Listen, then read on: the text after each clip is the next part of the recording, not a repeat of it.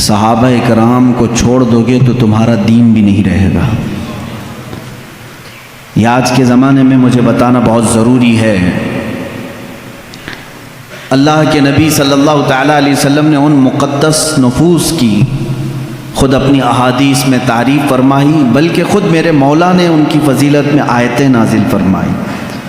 رب تعالیٰ قرآن میں فرماتا ہے رضی اللہ عنہم ورضوا عنہ، اللہ ان سے راضی ہوا اور یہ اللہ سے راضی ہو گئے۔ یہ صحابہ اکرام رضوان اللہ تعالیٰ علیہ مجمعین کے لیے ہی بات آئی ہے، جن کے بارے میں اللہ فرما رہا ہے کہ اللہ ان سے راضی ہو گیا، پھر دنیا میں ان کو اس سے بڑا مقام اور کیا دیا جائے۔ اللہ جن سے راضی ہو گیا۔ میرے عزیزو، اللہ تعالیٰ قرآن میں ان کے متعلق فرماتا ہے لوگوں میں سے، مومنین میں سے کچھ وہ ہیں جنہوں نے اللہ سے کیا ہوا وعدہ پورا کر دیا۔ وہ کون ہیں؟ وہ صحابہ ہیں۔ اور ایک جگہ پر اللہ تعالیٰ یوں فرماتا ہے والسابقون الاولون من المہاجرین والانصار، مہاجرین اور انصار صحابہ میں سے جو سب سے پہلے ایمان لانے والے لوگ ہیں، ان کے متعلق بھی رب تعالیٰ فرماتا ہے رضی اللہ عنہم ورضوا عنہ واعد لهم جنات تجری تحتها الانہار خالدین فیہا۔ اللہ ان سے راضی ہو گیا اور وہ اللہ سے راضی ہیں، اور ان کے لیے اللہ نے ایسی جنتیں تیار کی ہیں جس میں نہریں بہہ رہی ہیں۔ ان نفوس قدسیہ کے لیے دنیا میں ہی بشارت دے دی گئی۔ وجہ یہ ہے کہ انہوں نے حق ادا کیا حضور اکرم صلی اللہ تعالیٰ علیہ وسلم کے دوست بننے کا اور صحابیت کا۔ رسول کریم صلی اللہ تعالیٰ علیہ وسلم کے زندگی میں جتنے لوگ آپ کے قریب آئے، میں یہاں پہلے یہ بھی بتا دوں گا کہ صحابی کہتے کسے ہیں۔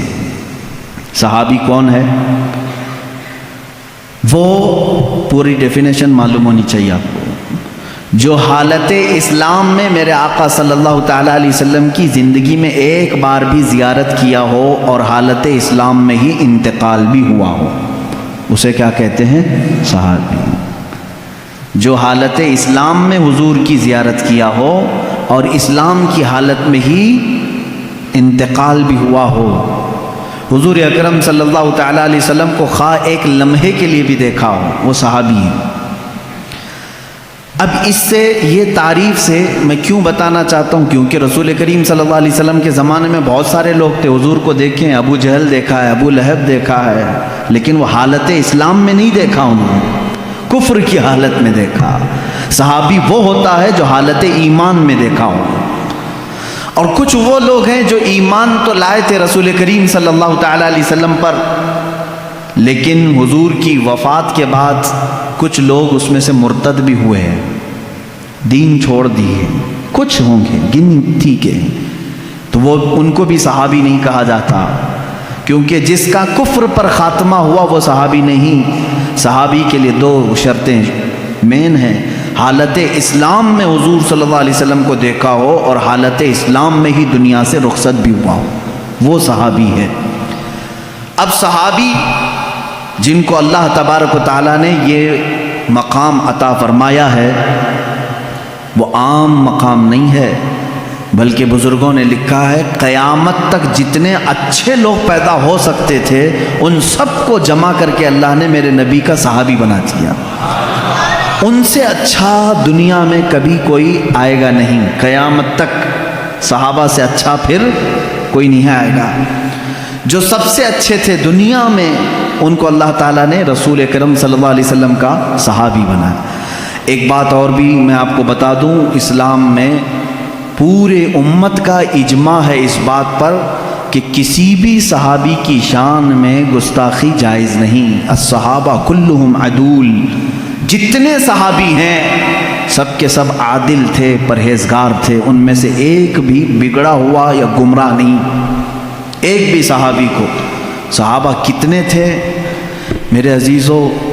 آج افسوس ہے کہ اس امت کو صحابہ سے دور کر دیا گیا ہے، اور صحابہ اکرام کی سیرت کی بجائے دوسروں کے कैरेक्टर पढ़ने में इनको मसरूफ़ कर दिया गया है। लोग नावलें पढ़ रहे हैं, बहुत सारे लिटरेचर पढ़ते हैं, फिल्में देखते हैं, डायलॉग्स याद करते हैं, लेकिन उनकी बातें क्यों नहीं याद करते जिन्होंने अपनी जान का आखिरी हिस्सा भी मेरे नबी के कदमों में कुर्बान किया है।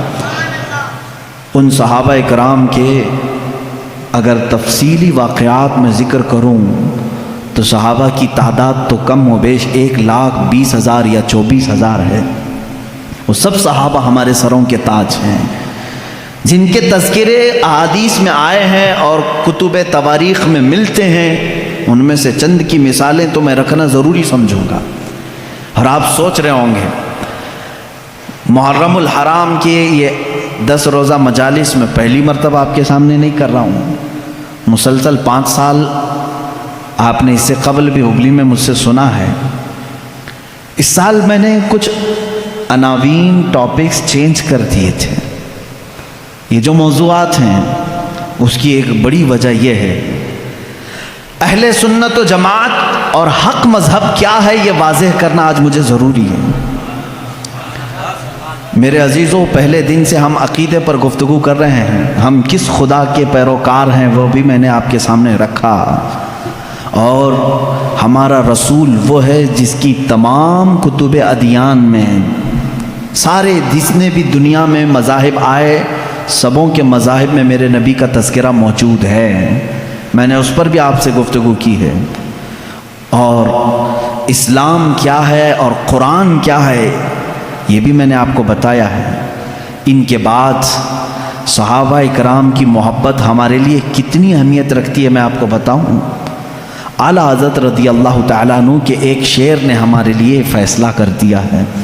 अहले सुन्नत का है बेड़ा पार असहाबे हुजूर, नज्म है और नाव है इतरत रसूलुल्लाह की। आपको शेर समझाना पड़ेगा। आला हज़रत रज़ियल्लाहु तआला अन्हु के हर शेर को चाहे समझ में आए ना आए, सुन्नी सुभान अल्लाह कहता ज़रूर है, क्योंकि उसमें इश्क के कुछ जाम भरे हुए होते हैं, फिर भी मुझे समझाना चाहिए।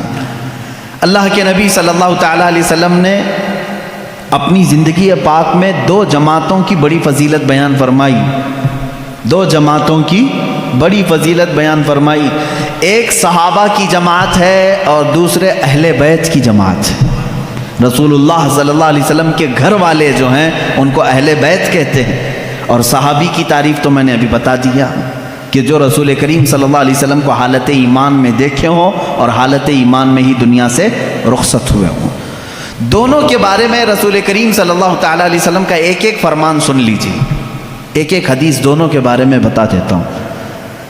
सहाबा इकराम के बारे में मेरे आका सल्लल्लाहु अलैहि वसल्लम फरमाते हैं, असहाबी कन्नुजूम बिअय्यिहिम मुक़्तदयतुम इह्तदयतुम। मेरे सहाबा आसमान के तारों की तरह हैं, तुम जिसकी भी पैरवी करोगे हिदायत पा जाओगे, जिसके भी पीछे चलोगे हिदायत पा जाओगे।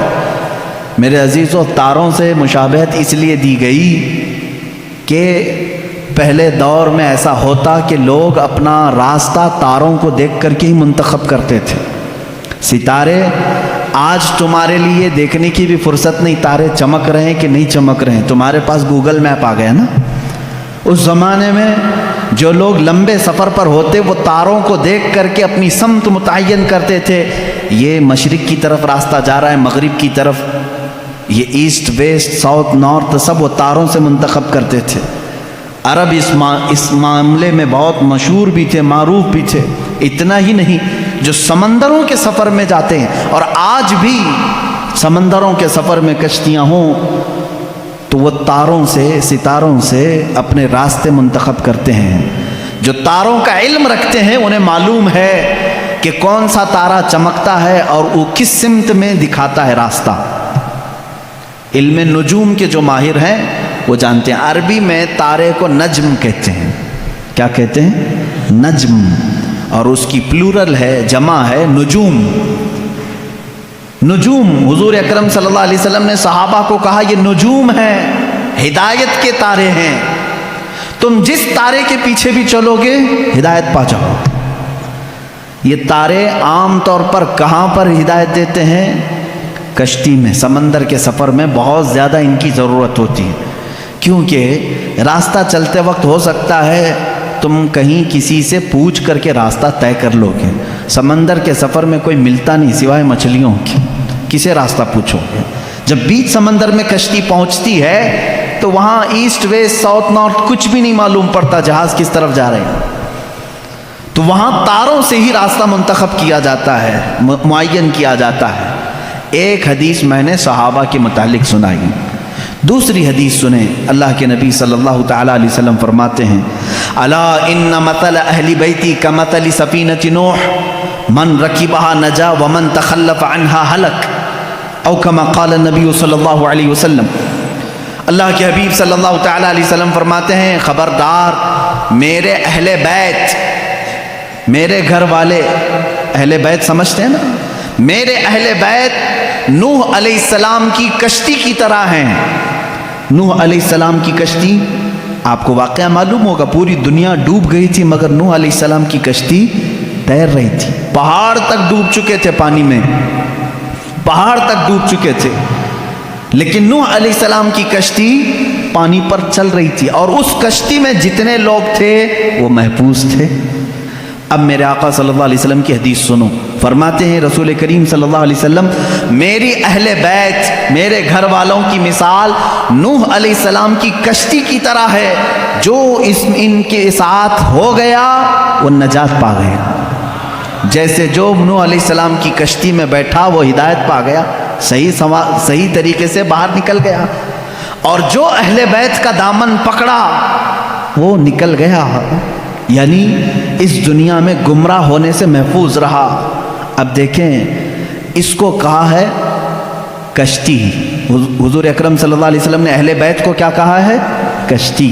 اور صحابہ کو کیا کہا ہے؟ نجم، ستارے.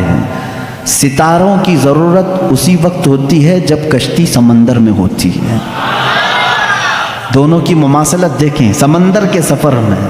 اب یہاں سے ایک بات سمجھ میں آئی کہ اگر تمہیں سمندر کا سفر کرنا ہے اور تم کہتے ہو صرف تارے دیکھ کر کے میں چلوں گا، ڈوب جاؤ گے. تمہیں کیا چاہیے؟ کشتی چاہیے. تارے راستہ تو دکھا سکتے ہیں لیکن سمندر پہ چلنا تمہارے بس کی بات نہیں، کشتی پہ سوار ہونا ہوگا.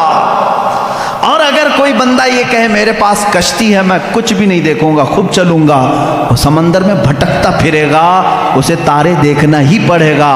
اس کا مطلب ہوا کہ بغیر صحابہ کے بھی دین نہیں چلے گا، بغیر اہل بیت کے بھی دین نہیں چلے گا. تم اگر اہل بیت کی محبت کے دعوے دار ہو تو صحابہ کو بھی ماننا ہوگا، اور اگر صحابہ کی محبت کے قائل ہو تو اہل بیت کا دامن بھی نہیں چھوڑنا ہوگا.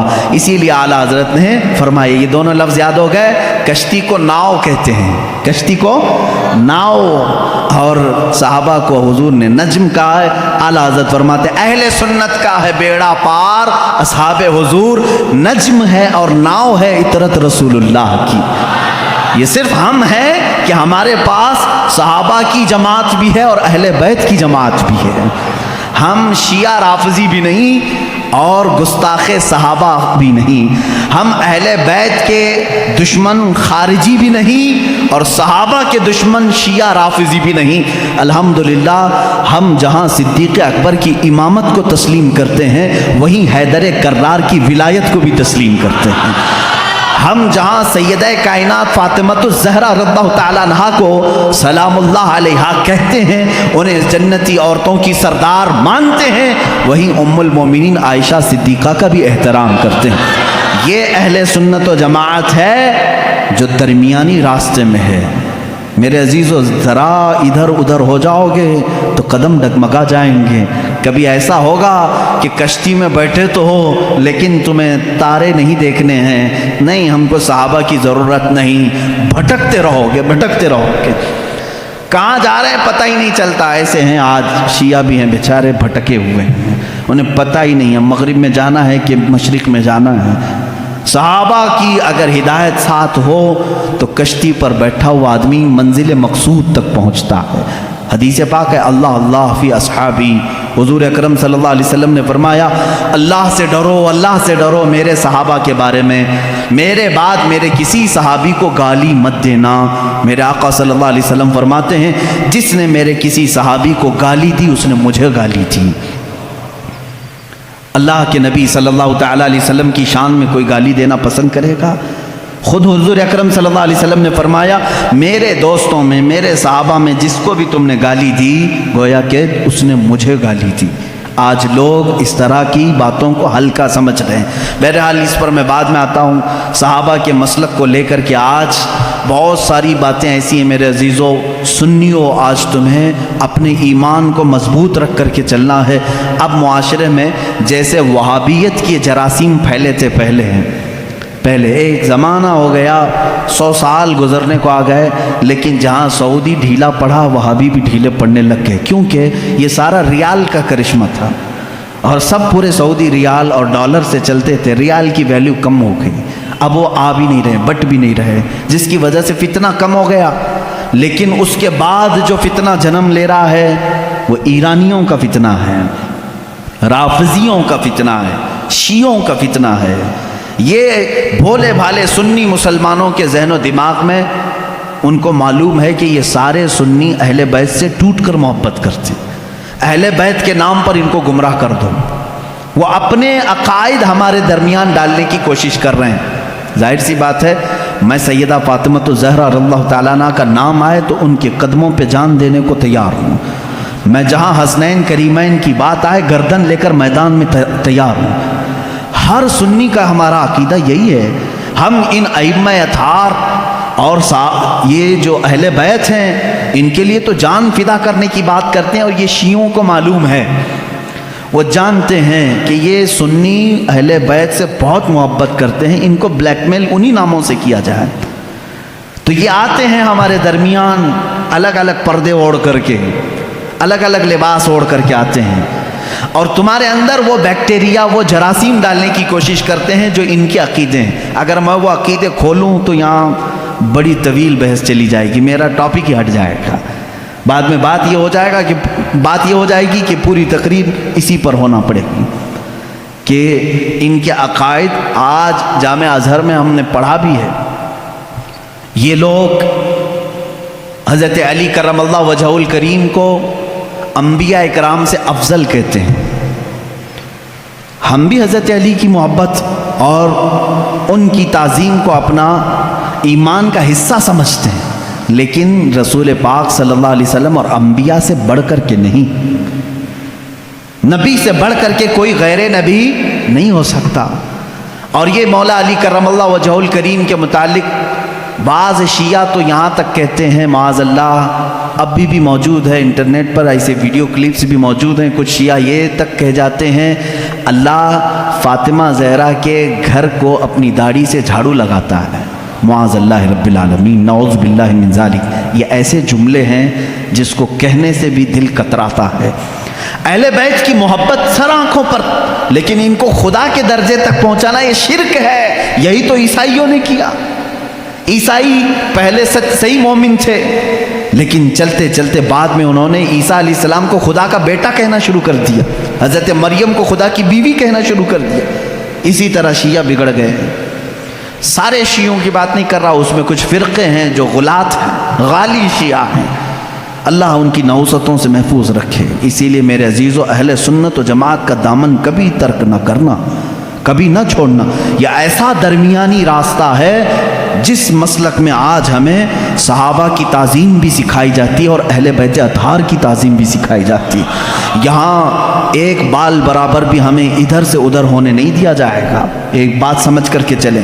اور جب ایسے موضوعات چھڑ جائیں کہیں مجلسوں میں، یہ بات بھی سمجھ کے چلو، صحابہ کو ایک طرف لے کر کے، اہل بیت کو ایک طرف لے کر کے، آج انٹرنیٹ پر کچھ ایسے مناظرے کرنے والے ہیں، فیس بک کے مناظر بہت سے ہیں، سوشل میڈیا کے بڑے بڑے مناظر ہیں، نکڑ پر بیٹھ کر کے اور گٹر پہ بیٹھ کر کے مناظرے کرتے رہتے ہیں۔ کس بات پر؟ کہ صدیق اکبر افضل ہیں، کہ مولا علی افضل ہیں، فاطمہ زہرا خطا پر تھیں، کہ حضرت ابو بکر خطا پر تھے۔ معاذ اللہ، تم ہوتے کون ہو ان باتوں کو چھیڑنے والے؟ 14 صدیاں گزر گئیں، نہ تم ان کے زمانے میں ہو، نہ تمہارے باپ داداؤں نے انہیں دیکھا ہے، اور آج بیٹھ کر کے تمہارا ایمان کتنا ہے، تمہارا عمل کتنا ہے، تمہارا علم کتنا ہے، اتنی مقدس ہستیوں پر تم آج انٹرنیٹ پر بیٹھ کر کے مناظرے کر رہے ہو۔ ان بحثوں کو چھوڑو، شیطان یہاں تمہارا ایمان تباہ کر دے گا۔ جب ایسی باتیں آ جائیں صحابہ کرام کے آپس کے جو بھی معاملات ہوئے ہیں تو ان باتوں کو جب بھی کوئی تمہارے درمیان چھیڑے تو اتنا کہیں کہ ان دونوں کا معاملہ وہ حل کرے گا جو ان دونوں سے بڑا ہوگا. میں کون ہوں؟ میں تو 14 صدیوں کے بعد آیا ہوا ایک چھوٹا سا بچہ ہوں. اگر ان صحابہ کے درمیان کچھ معاملات ہوئے ہیں تو اللہ موجود ہے، رسول کریم صلی اللہ علیہ وسلم ان کے سرپرست ہیں. دیکھا جائے گا قیامت کے دن ان کے جو بھی معاملات ہوں گے اللہ ان کا فیصلہ فرمائے گا. تم کیوں اپنا ایمان خراب کرتے ہو؟ میری بات سمجھ میں آ رہی ہے؟ صحابہ کرام کی بات آئے، اہل بیت کی بات آئے، یا ان کے آپسی کچھ بھی معاملات کی بات آئے تو وہاں سے اپنا دامن اٹھا لینا، فوراً اس محفل کو چھوڑ دینا. اپنی رائے دینے کی بھی کوشش مت کرنا کہ کون صحیح تھا کون غلط تھا. یہ تمام معاملات میں اپنی رائے بھی مت دو، اس لیے کہ پھر تمہاری بھی پکڑ ہوگی. جس دن تم یہ کہو گے تو قیامت کے دن تم سے بھی پوچھا جائے گا تم ان دو بڑے لوگوں کے درمیان فیصلہ کرنے کے لیے بیٹھے تھے، پہلے تو بتا تیرے اعمال کہاں ہے، تم فیصلہ کرنے کے قابل ہو. اس لیے میرا تو طریقہ یہ ہے، جب بڑوں کی بات آئے، بزرگان دین، سلف صالحین، صحابہ تابعین کی بات آئے، کچھ بھی ان کے درمیان اگر اختلاف بھی ہوا ہو تو ان تمام اختلافات کو اللہ کے حوالے کر دو، اللہ رب العزت کے حوالے کر دو. وہ احکم الحاکمین ہے، قیامت کے دن فیصلہ فرمائے گا. عزیزان گرامی وقار، صحابہ کرام کے بارے میں آج کیوں کہہ رہا ہوں آپ کو معلوم ہے؟ آپ رسول کریم صلی اللہ تعالیٰ علیہ وسلم پر ایمان لاتے ہیں، حضور کو خاتم النبیین مانتے ہیں، اللہ کے نبی صلی اللہ تعالیٰ علیہ وسلم کی ہر بات کو تسلیم کرتے ہیں، رسول کریم صلی اللہ تعالیٰ علیہ وسلم کی ہر بات کو تسلیم کرتے ہیں. اب چلیے آپ مسلمان ہیں، مجھے یہ بتاؤ رسول کریم صلی اللہ تعالیٰ علیہ وسلم نے کب آپ سے کہا کہ فجر کی نماز پڑھو، ظہر کی نماز پڑھو، عصر کی نماز پڑھو؟ آپ سے ڈائریکٹ آ کر کے حضور نے فرمایا؟ نہیں فرمایا. حضور اکرم صلی اللہ علیہ وسلم نے کس سے فرمایا؟ کس سے فرمایا؟ اپنے صحابہ سے فرمایا. جو کچھ بھی میرے آقا کی زبان سے نکلا وہ پورا کیا ہے؟ دین ہے. وہ پورا کیا ہے؟ دین ہے. قرآن میرے آقا کی زبان سے نکلا، اللہ تعالیٰ نے وہی فرمائی اور حضور نے پڑھ کر سنایا. کس کو سنایا؟ صحابہ کو سنایا. رمضان کے 30 روزے رکھنا ہے، حضور نے کس کو بتایا؟ صحابہ کو بتایا. حج فرض ہے، میرے آقا نے کس کو بتایا؟ صحابہ کو بتایا. زکوٰۃ فرض ہے، میرے آقا نے کس کو بتایا؟ یہ میرا پورا دین میرے آقا نے صحابہ کو بتایا. اگر ان صحابہ کو ہٹا دیا جائے تو پھر ہمارا دین کچھ بھی نہیں ہے. ہم تک اگر دین کو منتقل کیا ہے، ٹرانسفر کیا ہے تو کس نے کیا؟ صحابہ کرام نے. ان کو چھوڑ کر کے تم کوئی فیصلہ نہیں لے سکتے. صحابہ اکرام رضوان اللہ تعالیٰ علیہم اجمعین نے روایتیں کی، حضور صلی اللہ علیہ وسلم کی باتیں ہم تک منتقل کی. ارے یہ قرآن جس پر کل آپ نے پوری مفصل گفتگو سنی ہے، یہ پورا قرآن بھی اگر محفوظ ہم تک پہنچانے میں بڑا کردار ادا کیا ہے تو صحابہ اکرام نے کیا. حضور صلی اللہ علیہ وسلم سے انہوں نے جتنا سنا تھا سب کچھ انہوں نے لکھا اور جمع کیا، اور امت بعد میں آنے والی امت کو یہ امانت پہنچائی. اسی لیے صحابہ کرام کے معاملات کو سنو. اور میں آج دعوت فکر دیتا ہوں میرے ہر بچے کو، ہر دوست، میرے ہر بھائی کو، کہ اب دوسروں کی ادھر ادھر کی تاریخ پڑھنے سے بہتر ہے کہ پہلے تم صحابہ کی تاریخ پڑھو. یہ تمہیں رسول کریم صلی اللہ تعالیٰ علیہ وسلم کا حقیقی عشق اور محبت سکھاتے ہیں. ہم تو تقریروں میں بتاتے ہیں، یہ الگ معاملہ ہے، لیکن صحابہ جو اپنے عمل سے بتاتے ہیں اس کی مثال ملتی نہیں ملے گی. رسول کریم صلی اللہ تعالیٰ علیہ وسلم کی جو اطاعت، فرما برداری، جو حضور اکرم صلی اللہ علیہ وسلم کا ادب و احترام انہوں نے کہہ کر کے نہیں کر کے دکھایا ہے، وہ اس کی کوئی بھی مثال آج تک نہیں ملتی. چند صحابہ کرام کی میں باتیں بتاؤں، کتنی محنت، مشقت اور دقت سے یہ اسلام میں آئے اور جمے رہے. ان کے بارے میں قرآن کہتا ہے ان الذین قالوا ربنا اللہ ثم استقاموا، بے شک وہ لوگ جنہوں نے کہا اللہ ہمارا رب ہے پھر اس پر جمے رہے. تتنزل علیہم الملائکہ، اللہ فرماتا ہے ان پر رحمت کے فرشتے اتارے جاتے ہیں. یہ صحابہ کے بارے میں بات آئی. ایک بار جب انہوں نے کہہ دیا اللہ ہمارا رب ہے پھر ہٹتے نہیں تھے، اس سے ہٹتے نہیں تھے. آج کی جو موب لنچنگ ہے ان کے ساتھ بھی ہوئی ہے، بلکہ اس سے بھی زیادہ سخت طریقے سے ہوئی ہے. صحابہ اکرام رضوان اللہ تعالیٰ علیہم اجمعین کو جو اذیتیں دی گئی، جو مشقتیں دی گئیں، میرے عزیزوں کان کھڑے ہو جاتے ہیں سنتے ہوئے۔ ان میں جو اذیتیں سہنے والے حضرت خباب بن الارت رضی اللہ تعالیٰ عنہ، جب یہ مدینہ طیبہ آئے، حضرت خباب رضی اللہ تعالیٰ عنہ، ان کی پیٹھ پوری گل چکی تھی۔ کس وجہ سے؟ ان کی پیٹھ جب یہ اپنا دامن اٹھاتے تھے تو ریڑھ کی ہڈی دکھتی تھی۔ ان سے صحابہ نے پوچھا تم نے جبہ اٹھایا، یہ ریڑھ کی ہڈی تک کا گوشت کہاں گیا؟ کہتے کہ جب میں ایمان لایا تھا مکہ میں، یہ کفار مکہ مجھے پکڑ کر کے انگار کے کوئلوں پر لٹاتے تھے اور پھر میرے سینے پر پیر رکھ کر کھڑے ہو جاتے تھے، نیچے سے کوئلے میری چربی سے پگھل جاتے تھے، پھر ان انگاروں کو دھکایا جاتا تھا۔ حضرت عمر فاروق رضی اللہ تعالیٰ عنہ کی آنکھیں بھیگ گئیں، کہنے لگے اے خباب تم اور بلال دونوں نے یہ تکلیفیں اٹھائی ہیں۔ بلال حبشی کے ساتھ بھی یہی ہوتا تھا۔ حضرت خباب نے کہا بلال حبشی کو تو آزاد کرانے کے لیے ابو بکر صدیق آئے تھے، لیکن مجھے تو آزاد کرانے والا کوئی بھی نہیں تھا۔ حضرت خباب رضی اللہ تعالیٰ عنہ کو مسلسل 3 سال تک جلایا گیا ہے، 3 سال تک جلایا گیا ہے، پکڑے جاتے تھے، بار بار پکڑتے تھے، ان کو جلاتے تھے۔ حضرت بلال حبشی رضی اللہ تعالیٰ عنہ کا ایمان تو دیکھیں، ان کا آقا امیہ تھا، صرف اس بات پر کہ یہ رسول کریم صلی اللہ علیہ وسلم پر ایمان لائے۔ اچھا جو سب سے پہلے 6 لوگ اسلام لائے، سب سے پہلے جو 6 لوگ اسلام لائے، ان میں سے ایک نام حضرت بلال حبشی کا ہے، سٹارٹنگ بالکل، جس میں حضرت ابو بکر صدیق رضی اللہ تعالیٰ عنہ، حضرت علی کرم اللہ وجہہ الکریم، سیدہ خدیجہ الکبریٰ رضی اللہ تعالیٰ عنہ، حضرت زید رضی اللہ تعالیٰ عنہ، حضرت بلال حبشی رضی اللہ تعالیٰ عنہ، ان کے نام آتے ہیں۔ یہ وہ لوگ ہیں جو سب سے پہلے ایمان لانے والوں میں سے۔ حضرت بلال کو ان کا آقا پکڑتا تھا اور وہ کہتا تھا کیا میں تیرا رب نہیں ہوں؟ حضرت بلال کہتے تھے نا، ربنا اللہ، ہمارا رب تو اللہ ہے، تو رب ہو ہی نہیں سکتا۔ اس کے غلام تھے وہ، اس وقت غلامی کا دور تھا، آقا جو کہے غلام کو ماننا پڑتا تھا۔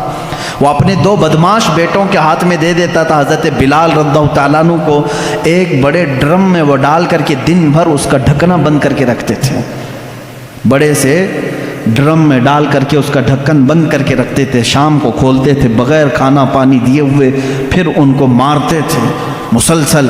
اور ایک دن تو اوباش لڑکوں کے ہاتھ میں ان کے آقا نے پیر میں رسی باندھ کر کے دے دیا، وہ بدماش لڑکے مکہ کی گلیوں میں حضرت بلال کو کھینچتے ہوئے لے جاتے تھے، اور وہ مکہ کی تپتی ہوئی گلیاں جب دھوپ چلچلاتی رہتی تھی، اس میں حضرت بلال کو ننگی پیٹھ وہ کھینچتے ہوئے لے جاتے تھے، اور مکہ والے یہ منظر دیکھنے کو جمع ہوتے تھے تو سارے لوگ آتے تھے تو حضرت بلال مسکرا کر کہتے تھے اے مکہ والو، اللہ ایک ہے، اللہ ایک ہے۔ یہ اس زمانے میں کہہ رہے تھے جب ہر جگہ بتوں کی پوجا تھی۔ مکہ میں خانہ کعبہ کے اندر بت رکھے گئے تھے، خانہ کعبہ کے اندر بت تھے، ان کے درمیان بلال حبشی اعلان کر رہے تھے اے میرے عزیزو، ان کے ایمان کو ہم میں سے کون پہنچ سکتا ہے؟ آج ہم پر تھوڑی سی آفت بھی نہیں ٹوٹی کہ لوگ اپنا اسلام چھپانا شروع کر دیے، آج لوگ مصلحت کی بات کرنے لگ گئے۔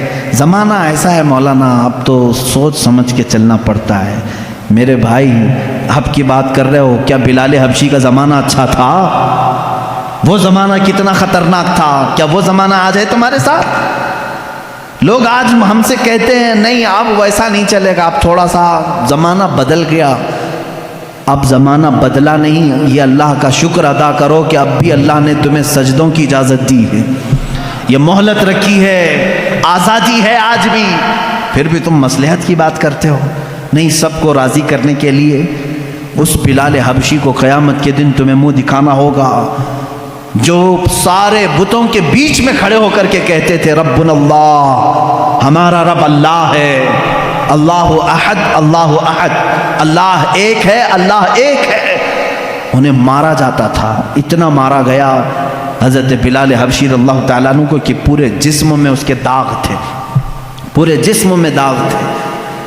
اور ایک صحابی حضرت یاسر رضی اللہ تعالیٰ عنہ، یہ تو یمن سے چلے تھے اپنے گمشدہ بھائی کو ڈھونڈنے کے لیے، یہ آئے مکہ میں بھائی کو ڈھونڈنے کے لیے آئے تھے، ان کا ایک بھائی گم ہو گیا تھا۔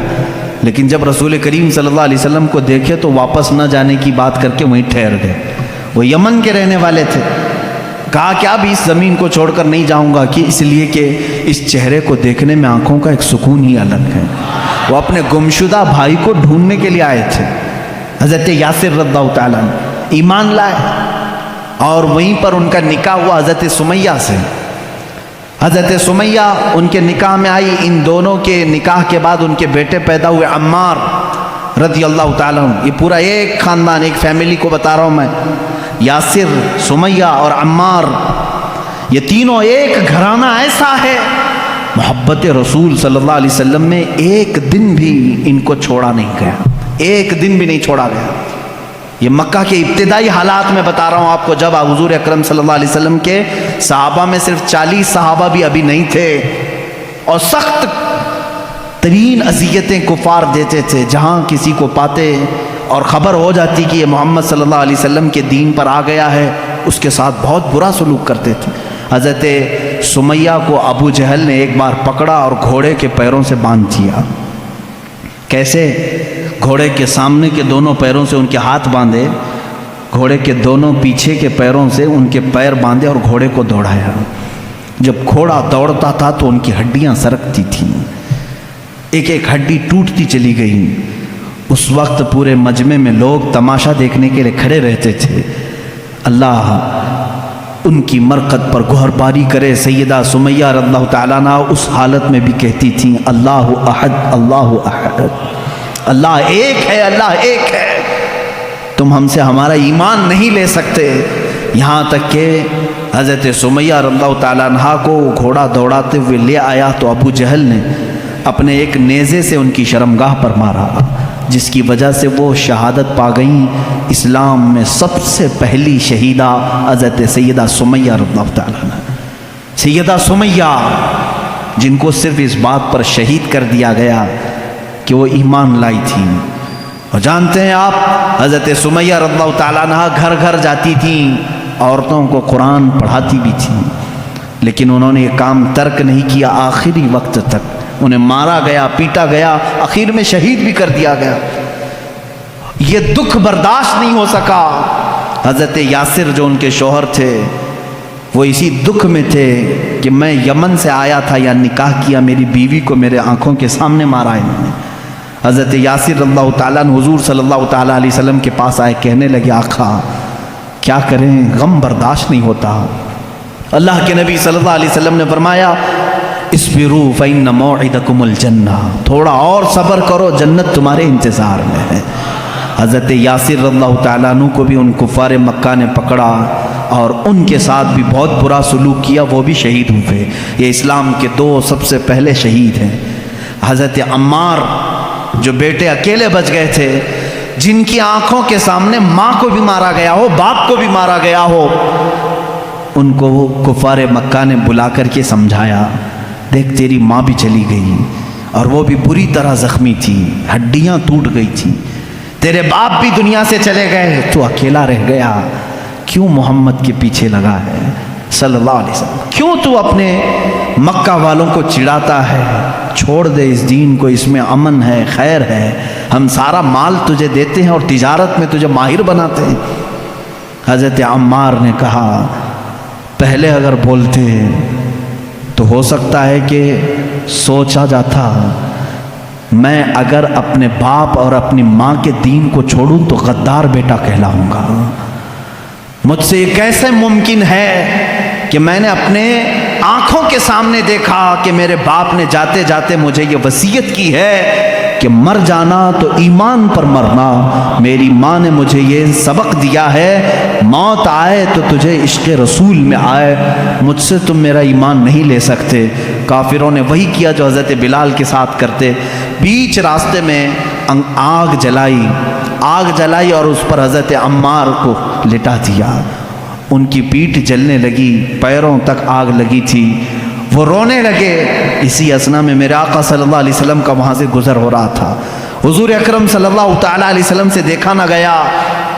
حضرت عمار نے پکار کر کے کہا یا رسول اللہ صلی اللہ علیہ وسلم، دیکھیں ان صحابہ کی محبت کو، ہم میں سے کوئی پہنچ سکتا ہے ان کی مقام کو؟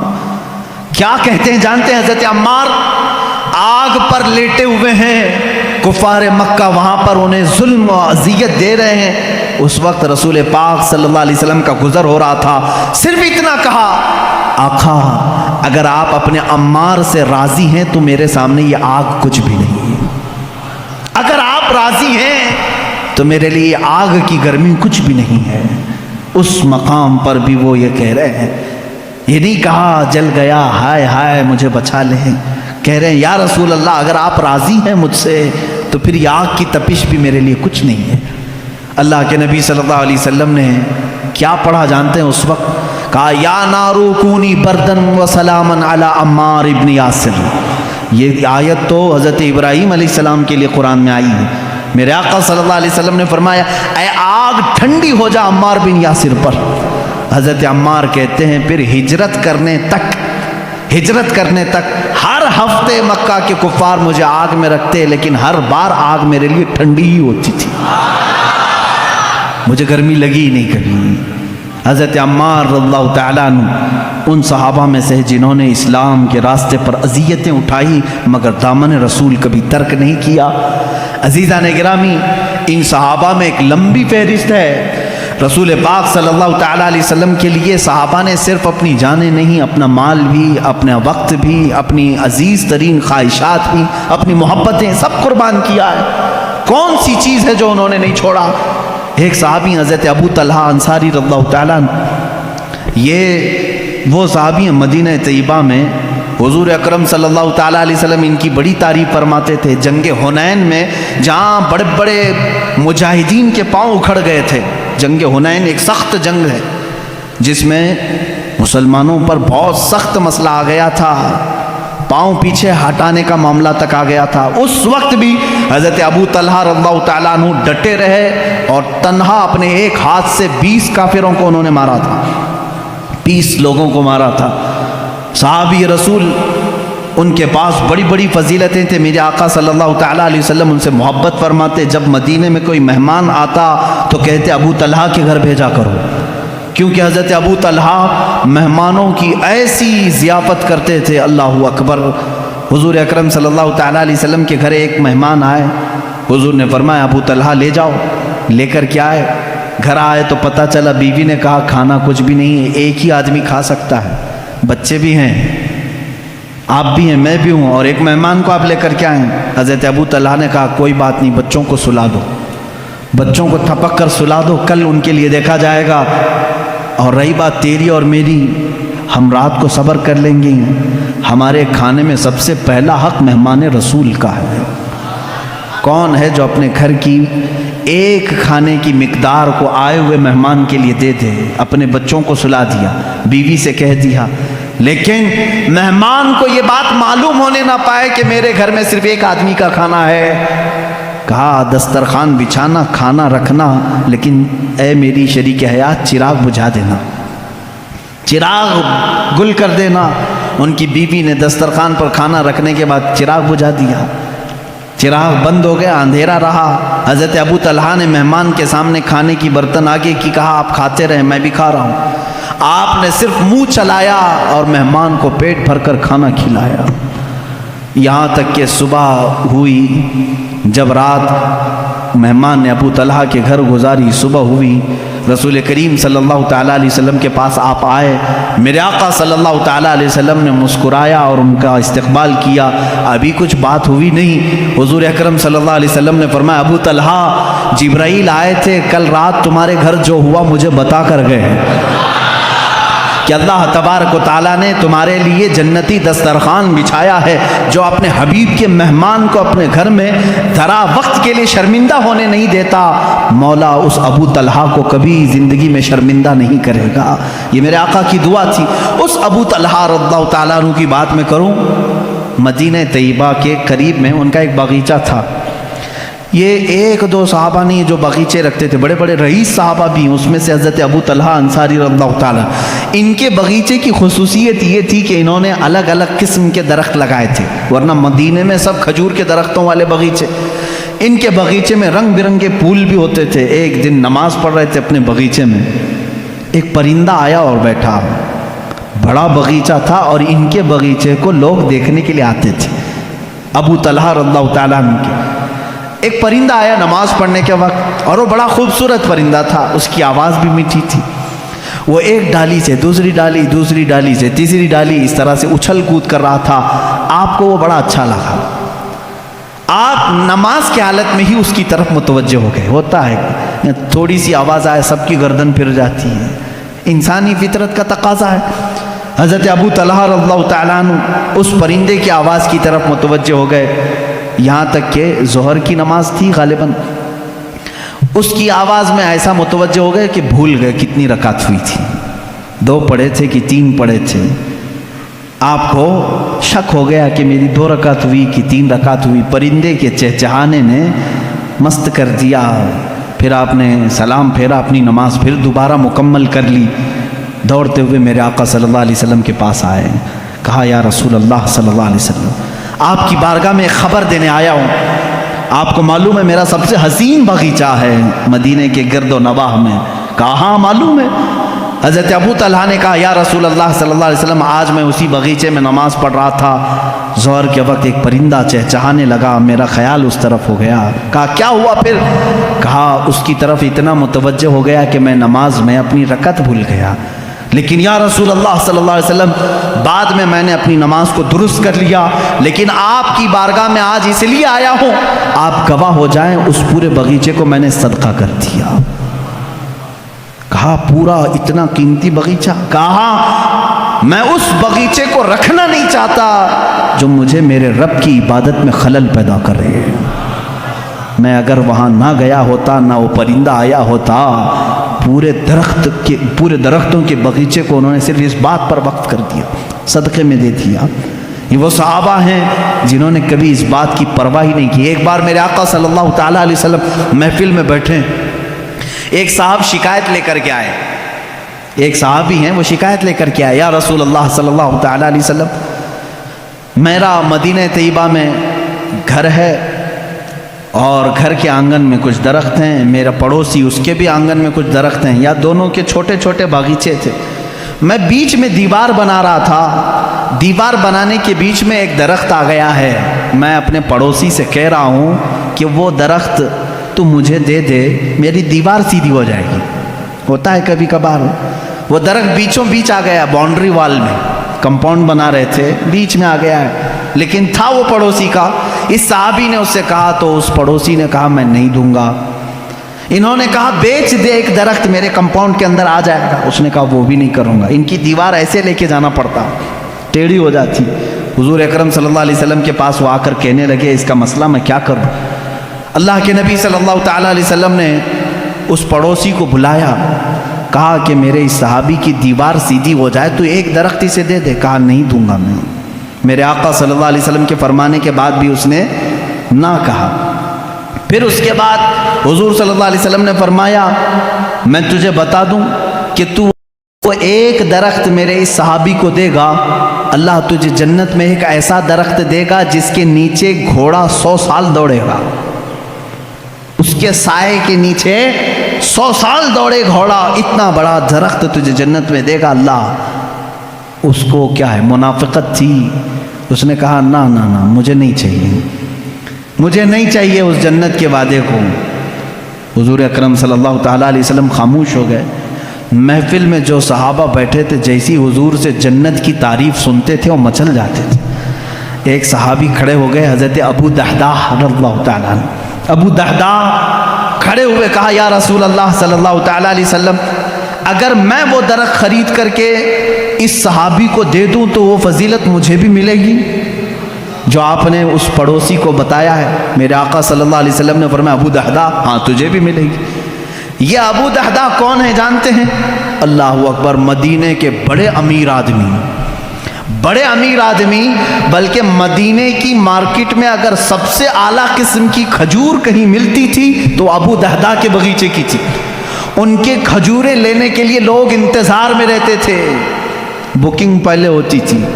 حضرت ابو دحداح کا ایسا بڑا باغیچہ تھا اوالی مدینہ، جہاں کی کھجوریں سب سے مہنگی امپورٹ ہوتی ہوں گی، ایکسپورٹ ہوتی ہوں گی، اس زمانے میں ایکسپورٹ کی جاتی تھی۔ یعنی شام یمن تک جاتی تھی۔ حضرت ابو دہدا کا باغیچہ پورے مدینے میں مشہور تھا۔ وہ آئے اس شخص کے پاس جو درخت نہیں دے رہا تھا، کہا اے بندے تو مجھے جانتا ہے؟ کہا ابو دہدا تمہیں بھلا مدینے کا کون آدمی نہیں جانتا؟ کہا میرا باغیچہ جانتا ہے؟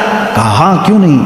اس باغیچے کی خصوصیت یہ، وہ خود بولنے لگا، وہ منافق، کہ ابو دہدا تیرا باغیچہ مدینے کا سب سے قیمتی باغیچہ ہے، اس کی کھجوریں لینے کے لیے لوگ انتظار میں کھڑے رہتے ہیں، اور پلس اس میں یہ ہے کہ انہوں نے ایک بڑا بہت ہی عالیشان گھر بنایا تھا اس باغیچے کے اندر، اور اسی میں ایک کنواں بھی تھا جو میٹھے پانی کا تھا، ایک نہر جاری کر دی تھی، ایک بہت حسین و جمیل ماحول اس باغیچے کے اندر تھا۔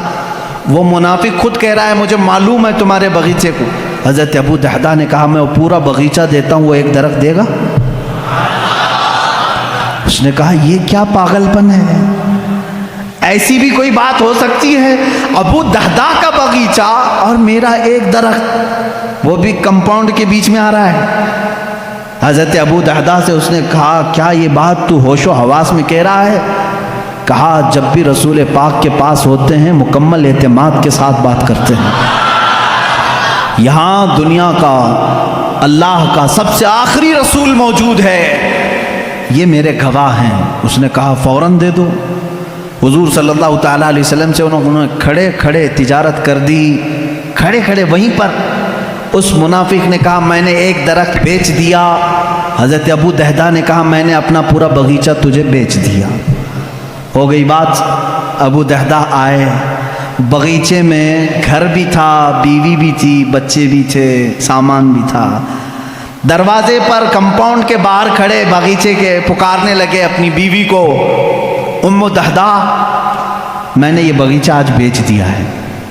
عورتوں کے معاملات تو معلوم ہوں گے آپ کو، اپنے مردوں کی کوئی چیز بیچنے کہاں دیتی، لیکن وہ صحابیہ تھی، اندر سے کہتی ابو دہدا تم بڑے تاجر آدمی ہو، کچھ بھی سودا کرو گے تو فائدے کے بغیر تو نہیں کرو گے، مجھے یقین ہے کوئی نفع کی تجارت کر کے آئے ہوگے۔ نفع کی؟ ابو دہدا نے کہا ہاں بالکل تو نے صحیح گمان کیا، میں نے نفع کی تجارت کی ہے۔ ام دہدا نے کہا بیچ دیا؟ کہا ہاں جلدی سے اپنا سامان اٹھا اور باہر نکلا، اب ہماری ملکیت میں نہیں ہے یہ باغیچہ، اب ہماری ملکیت میں نہیں۔ وہ جلدی جلدی سامان اٹھانے لگی اور دروازے پر ابھی آئی نہیں تھی، پوچھا کتنے میں بیچا، کتنے میں بیچا؟ بیوی کو بتانا تو ہوگا۔ ابو دہدا باہر ہی کھڑے کہنے لگے رسول اللہ صلی اللہ علیہ وسلم کے پاس تجارت ہوئی ہے، میں نے یہ پورا باغیچہ ایک ایسے درخت کے بدلے میں بیچا ہے جس کے سائے میں گھوڑا 100 سال دوڑے گا۔ وہ چیخنے لگی، چلانے لگی، کہا ابو دہدا میں نے صرف تجھ کو دنیاوی تجارت میں ماہر سمجھا تھا، تو آخرت کا بھی تاجر نکلا۔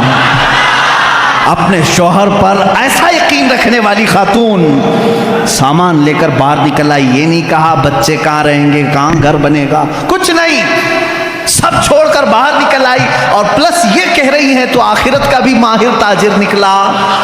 میرے آقا صلی اللہ علیہ وسلم کے پاس آئے اپنی بیوی اور بچوں کو لے کر کے، کہا یا رسول اللہ میں نے اسے سپرد کر دیا، اپنے اس صحابی سے کہیں اپنی دیوار سیدھی کر لے اور اپنا درخت اندر کر لے۔ اب پھر پوچھنے لگے یا رسول اللہ صلی اللہ علیہ وسلم اب وہ جو آپ نے وعدہ کیا تھا وہ ایک درخت میرا پکا ہے نا؟ حضور صلی اللہ علیہ وسلم نے فرمایا نہیں۔ اب یہاں بات، کبھی کبھار میرے آقا صلی اللہ تعالیٰ علیہ وسلم تفریح قلب کے لیے فرماتے تھے، ابو دہدا کے ہوش و حواس بھاگتا ہو گئے، کھڑے ہو گئے کہ آقا پورا باغیچہ دے آیا ہوں۔ ابو دہدا پوچھ رہے ہیں آقا میرا وہ ایک درخت پکا ہے جو آپ نے فرمایا؟ حضور نے فرمایا نہیں ابو دہدا، وہ تو ایک درخت کے بدلے میں تھا، وہ تو ایک درخت کے بدلے میں تھا، تو پورا باغیچہ دے آیا ہے۔ اب میرے مولا نے مجھے وہی کر کے بتایا ہے ابو دہدا کو جنت میں وہ باغیچہ دوں گا جس کے درختوں کی کوئی گنتی بھی نہیں کر سکے گا۔ حضور صلی اللہ علیہ وسلم فرما رہے ہیں میں تیرے باغیچے کے درختوں کی گنتی دیکھ رہا ہوں۔ حضرت ابو دہدا اسی وقت کہے فزت برب الکعبہ، رب کعبہ کی قسم میں کامیاب ہوں۔ یہ یقین اگر کسی کے پاس تھا تو وہ صحابہ کی زندگی میں تھا، اگر رسول فرما دے تو انہیں 100% یقین ہوتا۔ میرے آقا نے فرمایا ہے تو مجھے مل کے رہے گا۔ عزیزان گرامی، احادیث رسول اگر تمہیں کسی بات کی طرف بلاتی ہیں تو دنیا کو ٹھوکر مار دینا، کیونکہ میرے نبی نے جو وعدہ فرمایا ہے وہ حق ہے اور 100% حق ہے۔ اس طرح کئی صحابہ ہیں جنہوں نے اپنی تمام چیزیں وار دی میرے آقا صلی اللہ علیہ وسلم کی۔ حضرت عثمان ابن عفان رضی اللہ تعالیٰ عنہ ایک بار نہیں کئی مرتبہ، انشاءاللہ العزیز خلفائے راشدین کی سیرت میں کل عرض کروں گا، میں ان کی قربانیوں کے متعلق بھی آپ کے سامنے کچھ باتیں رکھنے کی کوشش کرتا ہوں۔ یہاں وہ صحابہ حضرت صہیب رومی رضی اللہ تعالیٰ عنہ روم سے چل کر مکہ میں آئے تھے۔ شروع میں آئے تھے تو غلام بن کر کے آئے تھے، پھر آزاد ہوئے، پھر تجارت کرنے لگے، اتنا کمائے کہ مکہ میں ایک بڑے امیر بن گئے، جائیداد خریدا، پراپرٹی بنائی، مالدار ہو گئے اور ایمان لے آئے۔ رسول کریم صلی اللہ علیہ وسلم جب ہجرت کر کے مدینے چلے گئے، حضرت صہیب مکہ میں ہی رہ گئے۔ انہوں نے یہ طے کیا کہ نہیں، مجھے بھی اب مکہ چھوڑ کر اس جلوہ جہاں آرا کو دیکھنے کے لیے نکلنا ہے۔ جب وہ جانے لگے تو مکہ والوں نے گھیر دیا، کہا کہ اے صہیب، تو جب آیا تھا تو تیرے پاس کچھ بھی نہیں تھا، تو نے سب کچھ مکہ سے کمایا ہے، تو ہمارا مال ہم تو لے جانے نہیں دیں گے۔ انہوں نے آدھی جائیداد لکھ کر کے دے دی مکہ والوں کو، مفت میں میری آدھی جائیداد لے لو اور مجھے جانے دے دو۔ آدھی جائیداد انہوں نے لے لی، اور اس کے بعد حضرت صہیب رومی رضی اللہ تعالیٰ عنہ نکلنے لگے۔ گنڈے مکہ کے پھر بیچ راستے میں آئے، پکڑ لیے، ان کو مارنا شروع کیا، ان کو جگہ جگہ سے مارا کہ ناک ان کی پھٹ گئی۔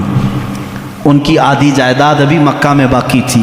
حضرت صہیب رومی رضی اللہ تعالیٰ عنہ نے یہاں تک کہ وہ اپنی باقی آدھی جائیداد بھی جو کئی سالوں میں انہوں نے کمائی تھی، مکہ والوں سے کہا کہ یہ بھی میں نے دے دیا، اس پر میرا کوئی حق نہیں، بس مجھے قدم رسول میں بیٹھنا مل جائے۔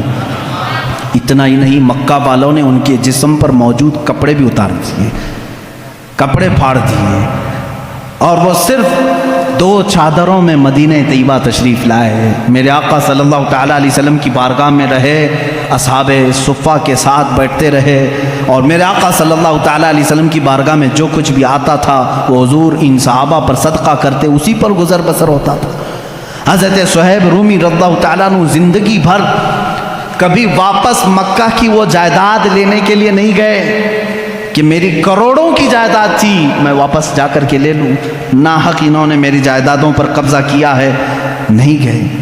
عزیزان گرامی، اس طرح سے حضرت عبداللہ ذو البجادین رضی اللہ تعالیٰ عنہ، ایک صحابی عبداللہ ذو البجادین، ان کے ساتھ بھی یہی ہوا۔ یہ نوجوان تھے، حسین و جمیل تھے، اور جب یہ نکلنے لگے تو ان کے ساتھ بھی ایسا ہی ہوا کہ ان کو ان کے ماں باپ نے، ان کے گھر والوں نے اتنا مارا، ان کے جسم سے کپڑے نکال دیے، اور یہ میرے آقا صلی اللہ تعالیٰ علیہ وسلم کی بارگاہ میں پہنچے۔ اللہ کے نبی صلی اللہ تعالیٰ علیہ وسلم نے اپنی چادر عنایت کی اور اسی میں وہ زندگی گزارتے رہے۔ حضرت عبداللہ ذو البجادین، بجادین، بجاد کہتے ہیں چادر کو، 2 چادریں پہن کر کے وہ پوری زندگی گزارتے رہے، پوری زندگی بھر، یہاں تک کہ مقام تبوک آیا۔ جب جنگ تبوک ہونے لگی، عبداللہ ذو البجادین کہنے لگے یا رسول اللہ صلی اللہ علیہ وسلم، صرف میرے لیے دعا کریں، اللہ مجھے شہادت کی موت عطا کرے، بس میری ایک ہی خواہش ہے۔ میرے آقا صلی اللہ علیہ وسلم نے فرمایا عبداللہ، اگر اب تیری راستے میں بھی موت آئے تو تجھے شہید ہی کہا جائے گا، تجھے شہادت کی موت ہوگی۔ ہوا ایسی ہی، تبوک کے راستے میں جب گئے ان کو تیز بخار آیا حضرت عبداللہ ذو البجادین کو۔ اسی رات حضرت عبداللہ ذو البجادین کی بخار کی گرمی اتنی بڑی کہ میرے آقا صلی اللہ تعالیٰ علیہ وسلم سفر میں ہیں، سفر کی حالت میں میرے آقا ان کے پاس آئے، ان کا سر لے کر کے اپنی گود میں رکھا۔ یہ عبداللہ ذو البجادین ہے، وہ کہتے ہیں یا رسول اللہ صلی اللہ علیہ وسلم، مجھے ایسا لگتا ہے میری زندگی کی لمحات کم ہو گئے، مگر یہ سر رکھنے کے لمحات طویل ہو جاتے تو کیا اچھا ہوتا۔ اللہ کے نبی صلی اللہ علیہ وسلم ان کا سر اپنے زانوں پر رکھے ہیں، اور اسی اثنا میں وہ میرے آقا کے چہرے کو دیکھتے رہے، ان کی روح نکل گئی۔ حضرت ابو بکر اس میں تھے، حضرت عمر تھے وہاں پر، حضرت عباس تھے، یہ صحابہ دیکھ کر رشک کرنے لگے۔ عبداللہ ذو البجادین یہ واحد صحابی ہے جس نے حضور کی گود میں دم توڑا ہے، میرے آقا صلی اللہ تعالیٰ علیہ وسلم کے زانو اقدس پر اتنا ہی نہیں، رسول کریم صلی اللہ تعالیٰ علیہ وسلم نے فرمایا اس کو کفن کوئی اور نہیں دے گا، میں دوں گا۔ اللہ کے نبی صلی اللہ تعالیٰ علیہ وسلم نے اپنا لباس، اپنا تہبند اور اپنی چادر نکالی اور انہی 2 چادروں میں عبداللہ کو کفنایا اور کہا جب یہ میرے پاس آیا تھا تو اس کے گھر والوں نے کپڑے چھینے تھے، آج میں اسے کپڑے پہناتا ہوں۔ اور اسی کفن میں جب ملبوس کیا، اللہ کے نبی صلی اللہ تعالیٰ علیہ وسلم قبر پاک میں خود اترے اور اپنے سینے سے ان کو لگا کر نیچے اتارا۔ یہ عبداللہ ذو البجادین رضی اللہ تعالیٰ، اس وقت صحابہ رشک کر رہے تھے۔ حضرت عمر کہتے ہیں کاش اس وقت میری موت ہوئی ہوتی۔ اللہ کے نبی صلی اللہ تعالیٰ علیہ وسلم نے ان کو جس انداز میں قبر پاک میں اتارا، عزیزان گرامی 1-2 صحابی نہیں ہیں جنہوں نے اس راستے پر مشقتیں اٹھائی، محنتیں کی، اور اتنی مشقتیں، اللہ کی پناہ اتنی مشقتیں۔ ایک صحابی حضرت خبیب، اللہ اکبر، ان کا تذکرہ آتا ہے رونگٹے کھڑے ہو جاتے ہیں۔ حضور اکرم صلی اللہ تعالیٰ علیہ وسلم نے 3 صحابہ کو ایک مہم پر بھیجا تھا، یہ تینوں گرفتار ہو گئے۔ 10 صحابہ تھے ان میں سے یہ 3 گرفتار ہوئے، اس میں حضرت خبیب بھی تھے۔ یہ مکہ والوں نے ہی انہیں گرفتار کیا تھا۔ گرفتار کرنے کے بعد ان کو ایک جگہ قید میں رکھا، کتنے دن تک؟ تقریباً 10 دن تک قید میں رکھا۔ کھانا نہیں دیتے تھے، پانی نہیں دیتے تھے۔ ہم کربلا کے واقعات سنتے ہیں میرے عزیزوں، صحابہ کے یہ جانثاریاں کیوں نہیں سنتے جن کے ساتھ سخت ترین اذیتیں اس زمانے کے ظالموں نے کی۔ حضرت خبیب کو 10 دن کے بعد نکالا، دعوت عام ہوئی، مکہ والے جمع ہوئے۔ حضرت خبیب کو انہوں نے آخری دن سولی پر چڑھانے کا طے کر لیا تھا، سولی تیار کی گئی، لیکن کافروں نے اتنا ہی نہیں کیا۔ حضرت خبیب کو اس کھوٹے پر باندھا گیا جس پر سولی دینی تھی، باندھ کر کے سب سے پہلے ان کے ناخنوں کو پکڑ سے نکالا، کھینچا۔ ایک ناخن کو اگر پکڑ سے کوئی کھینچے تو اس کی اذیت کیا ہوتی ہے۔ مسلح کیا ان کے جسم کا، ان کے کان کاٹے، ان کی آنکھ میں سلائیاں پھیرتیں، لوہے کی گرم سلائیاں ان کی آنکھوں میں پھیری، ناک کاٹ دی گئی، ہونٹ کاٹے گئے، یہاں تک کہ ایک ظالم قریب میں آ کر کے ان کے پیٹ میں ایسا نیزہ مارا کہ جس سے ان کا کلیجہ دکھنے لگا، پیٹ کے باہر کلیجہ لٹکنے لگا۔ اس حد تک ان کو اذیت دی گئی۔ سولی پر ابھی نہیں چڑھایا گیا تھا، اس وقت ایک مجمع جمع تھا حضرت خبیب کو مارنے کے لیے۔ کسی نے کہا اے خبیب کاش تیری جگہ محمد ہوتے، سب کٹ گیا ہے۔ جلال میں آتے ہیں، کہتے ہیں ظالموں تم کہتے ہو میری جگہ محمد تھے، میرے جسم کے ٹکڑے ہو جائیں میں ان کے قدموں میں کانٹا چبھنا بھی گوارا نہیں کروں گا۔ میں نہیں دیکھ سکتا کہ میرے نبی کے تلووں میں کانٹا بھی چبھ جائے، لو میرے جسم کے اور ٹکڑے لو۔ انہیں کٹے ہونٹوں کے ساتھ بولنے لگے۔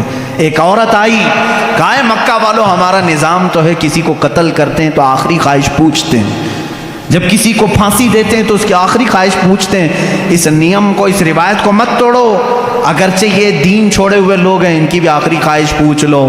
لوگوں نے کہا کیا ہے تمہاری آخری خواہش؟ حضرت خبیب کہتے ہیں میری رسیاں کھول دو، 2 رکعت نماز پڑھنا چاہتا ہوں۔ یہ وہ صحابہ ہیں کہتے ہیں رسیاں کھول دو، میں 2 رکعت نماز ادا کرنا چاہتا ہوں۔ کھول دیا گیا، اسی حالت میں وہ نماز ادا کی، سب جسم کے ٹکڑے ان کی کر دیے جا چکے تھے۔ جلدی سے سلام پھیر لیا، بہت مختصر نماز پڑھی، پھر جب سولی پر چڑھائے جانے لگے تو کسی نے کہا خبیب تم چاہتے تو لمبے سجدے کر لیتے ہیں، چاہتے تو بڑی نماز پڑھتے، کیونکہ تمہاری آخری خواہش ہے، مکہ والوں کا نیم ہے اس کو پورا کرتے ہیں۔ حضرت خبیب نے کہا اے ظالموں میں نے اس لیے جلدی نماز پڑھی کہیں تم یہ نہ سوچ لو کہ موت کے ڈر سے نماز لمبی کیا ہے، موت کے ڈر سے میں نے نماز لمبی نہیں کی، مجھے تو شہادت کا شوق ہے، میں جلد سے جلد جام شہادت پینا چاہتا ہوں۔ حضرت خبیب کو سولی پر چڑھایا کافروں نے۔ کیا ہم میں سے کسی کے ساتھ یہ مظالم ہوئے ہیں آج؟ میں نوجوانوں سے پوچھتا ہوں کہ آج کون سی چیز ہے جو تمہیں نماز سے روکی ہوئی ہے؟ کیا کبھی کسی نے تمہارا کلیجہ نکال کر باہر رکھا؟ کیا کبھی تمہارا کسی نے کان کاٹا، کسی نے ہونٹ کاٹے، کسی نے تمہاری آنکھوں میں سلائیاں پھیری؟ تم تو گرم بستروں پر سو کر کے نماز چھوڑتے ہو، مؤذن صدائیں دیتا رہتا ہے، باوجود تمہیں آواز آنے کے تم مسجد کی طرف آنا نہیں چاہتے۔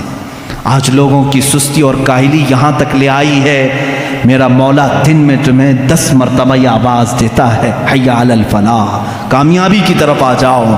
تم میں سے کوئی اس کی طرف کان نہیں دھرنا چاہتا۔ یاد رکھنا قیامت کے دن یہ سب صحابہ بھی میرے نبی کی فہرست، میرے نبی کے جماعت میں ہوں گے، اور اس وقت ہم کیا چہرہ لے کر کے ان کے سامنے کھڑے رہیں گے۔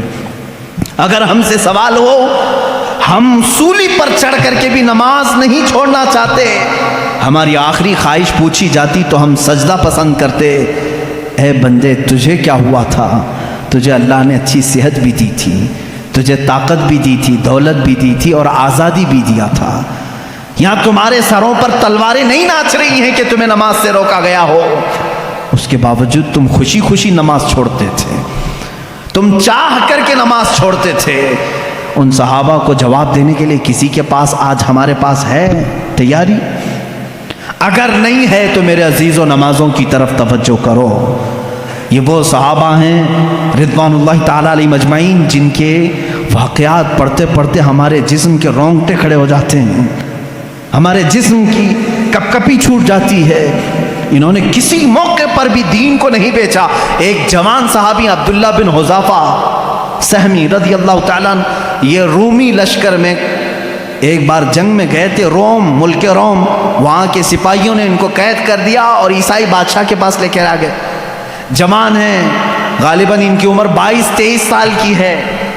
بہت سارے مسلمان بھی قیدی تھے، ان کو بھی پکڑ کے لائے۔ یہ بہت حسین و جمیل تھے، بہت بہادر تھے۔ نوجوانوں سنو، بادشاہ کے پاس قیدی بن کر کے آئے۔ بادشاہ نے کہا تو اپنا پرانا دین چھوڑ، میرے دین میں آ جا، میں تجھے اپنا سپاہی بناتا ہوں، وزیر بناتا ہوں۔ کہا اتنی ہلکی دولت کے لیے اتنا بڑا سودا ہرگز نہیں ہو سکے گا، ہم دین کو اتنی ہلکی دولت پر نہیں بیچ سکتے۔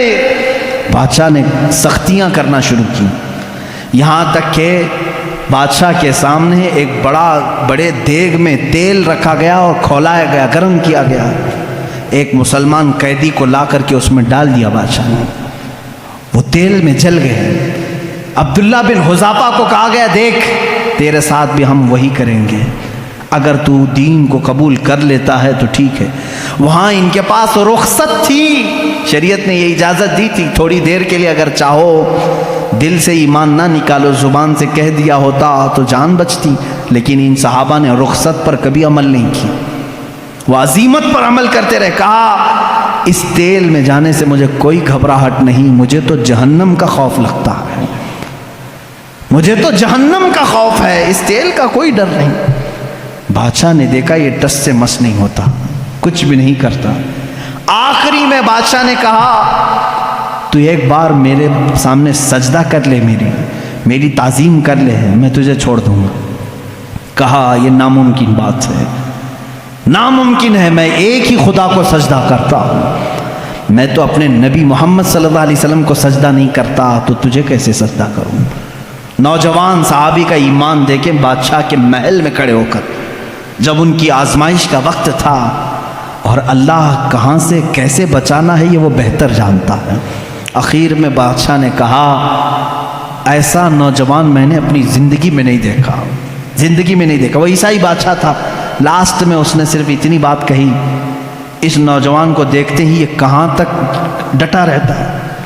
اخیر میں اس نے یہ آپشن دیا کہ ایک بار تو میری پیشانی کو چوم لے، میں تجھے چھوڑ دوں گا۔ کہا میرے سارے ساتھی مسلمانوں کو، کہا سب کو چھوڑ دوں گا۔ حضرت عبداللہ بن حذافہ نے کہا ایک بار پیشانی چوم لینے سے کیا ہے؟ وہ گئے اور اس کی پیشانی کو چوما، اور بادشاہ نے صرف اتنی بات پر ان کو بھی آزاد کیا، پورے مسلمان قیدیوں کو بھی آزاد کیا۔